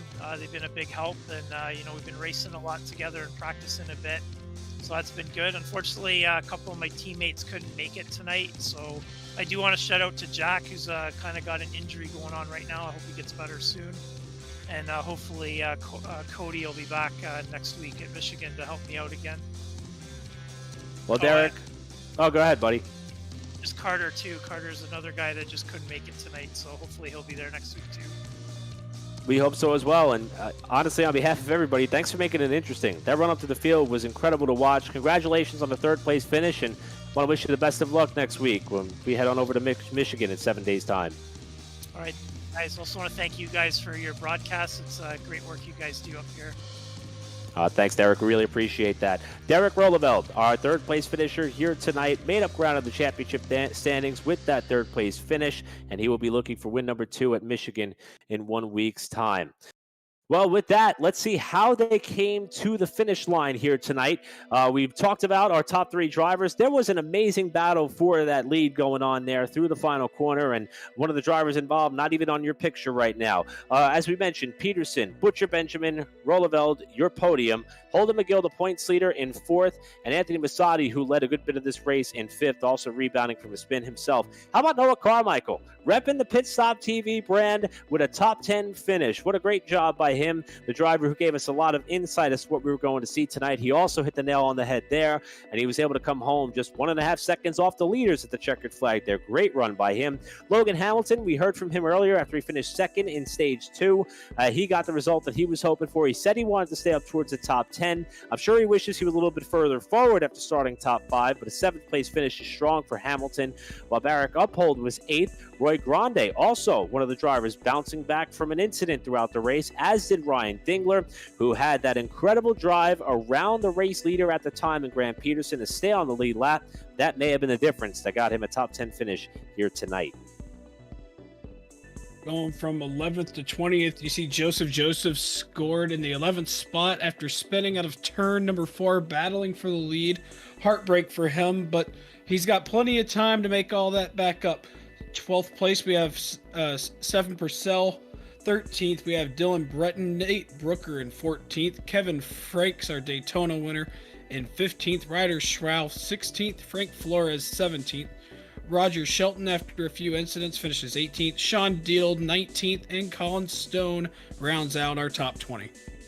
And now we can start getting some of the drivers who did not have the best of days. Brett Fisher, who went for that half spin earlier in the race. Zach Arnold was running top 10 pretty much throughout the night until he got swept up in an incident while battling for 2nd. Had to settle for a 22nd place finish.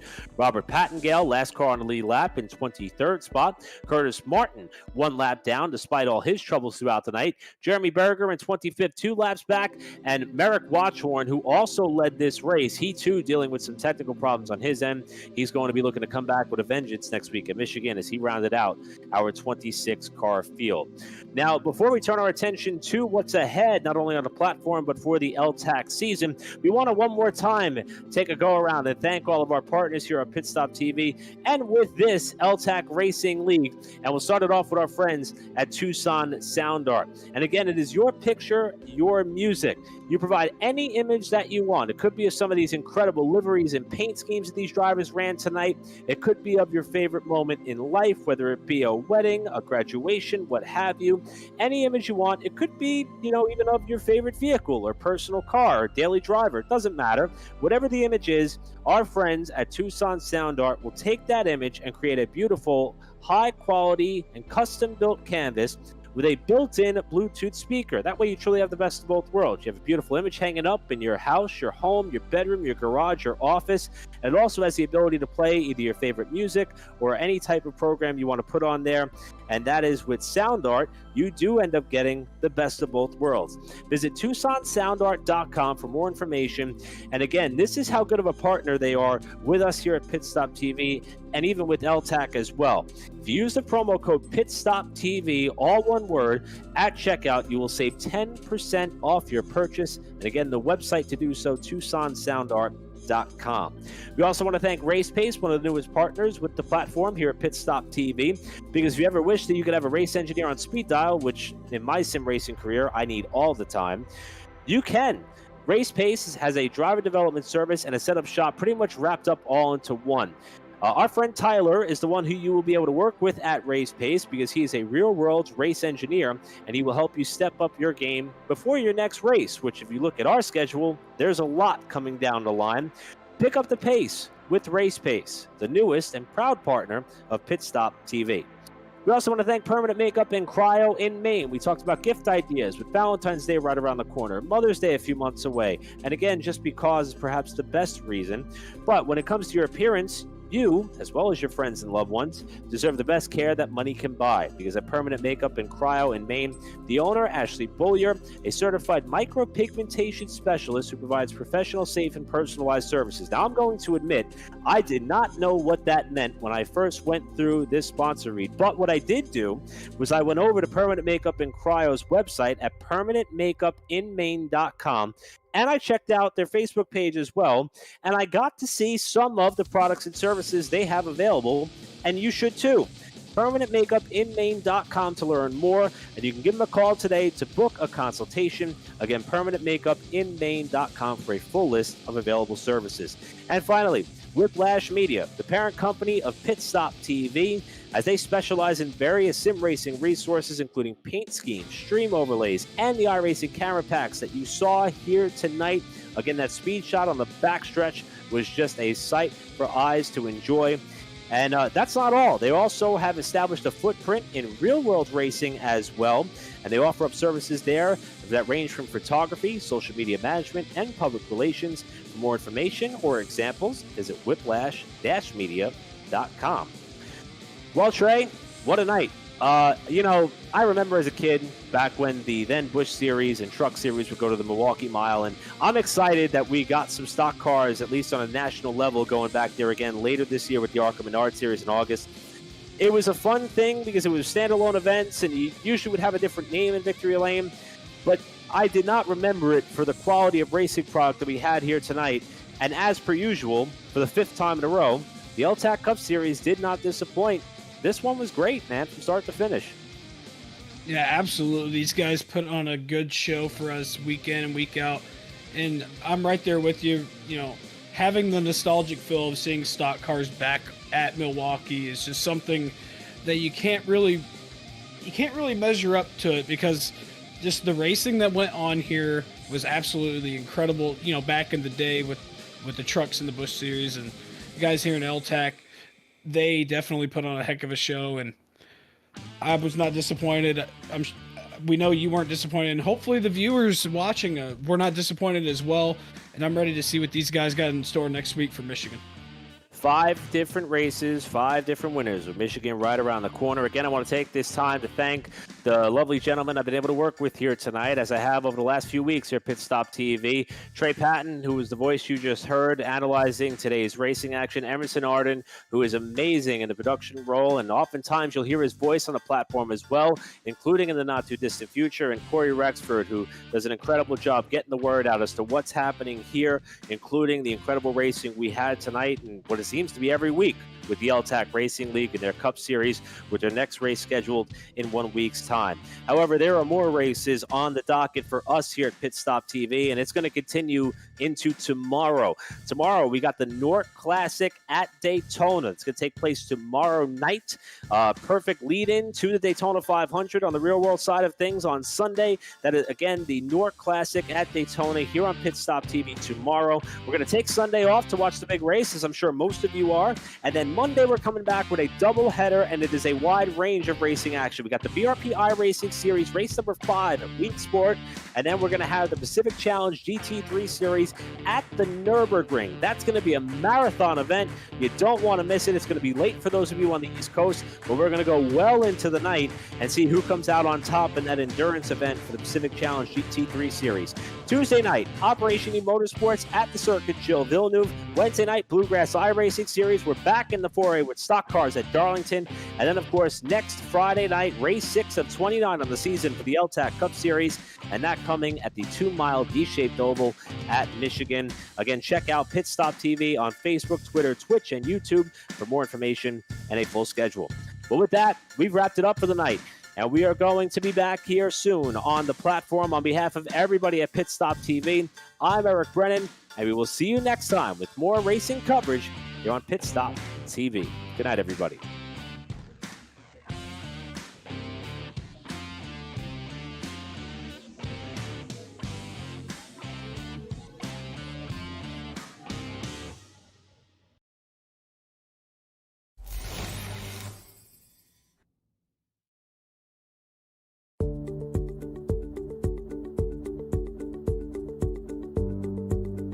Sound Art is a product that is a speaker and it's art. We combine it together and we call it Sound Art. What makes it so unique that any picture can be your speaker? Sound Art gives you the high quality sound without the ugly speaker. This isn't a picture with a speaker, the picture is the speaker. Just imagine your wedding picture uploaded onto a canvas, and now it's speaking 10,000 tunes. I mean, it's a very cool concept. What we like so much about it that you can take anything that means something very special to you, upload it on the canvas, have it hanging up in your room, your balcony, wherever you want to put it, and now it's a speaker. I mean, how cool is that? It's something that we have that and no one has. No one has this product. It's just a great gift to give anybody. It's just a neat concept. Around here we say, art never sounded so good.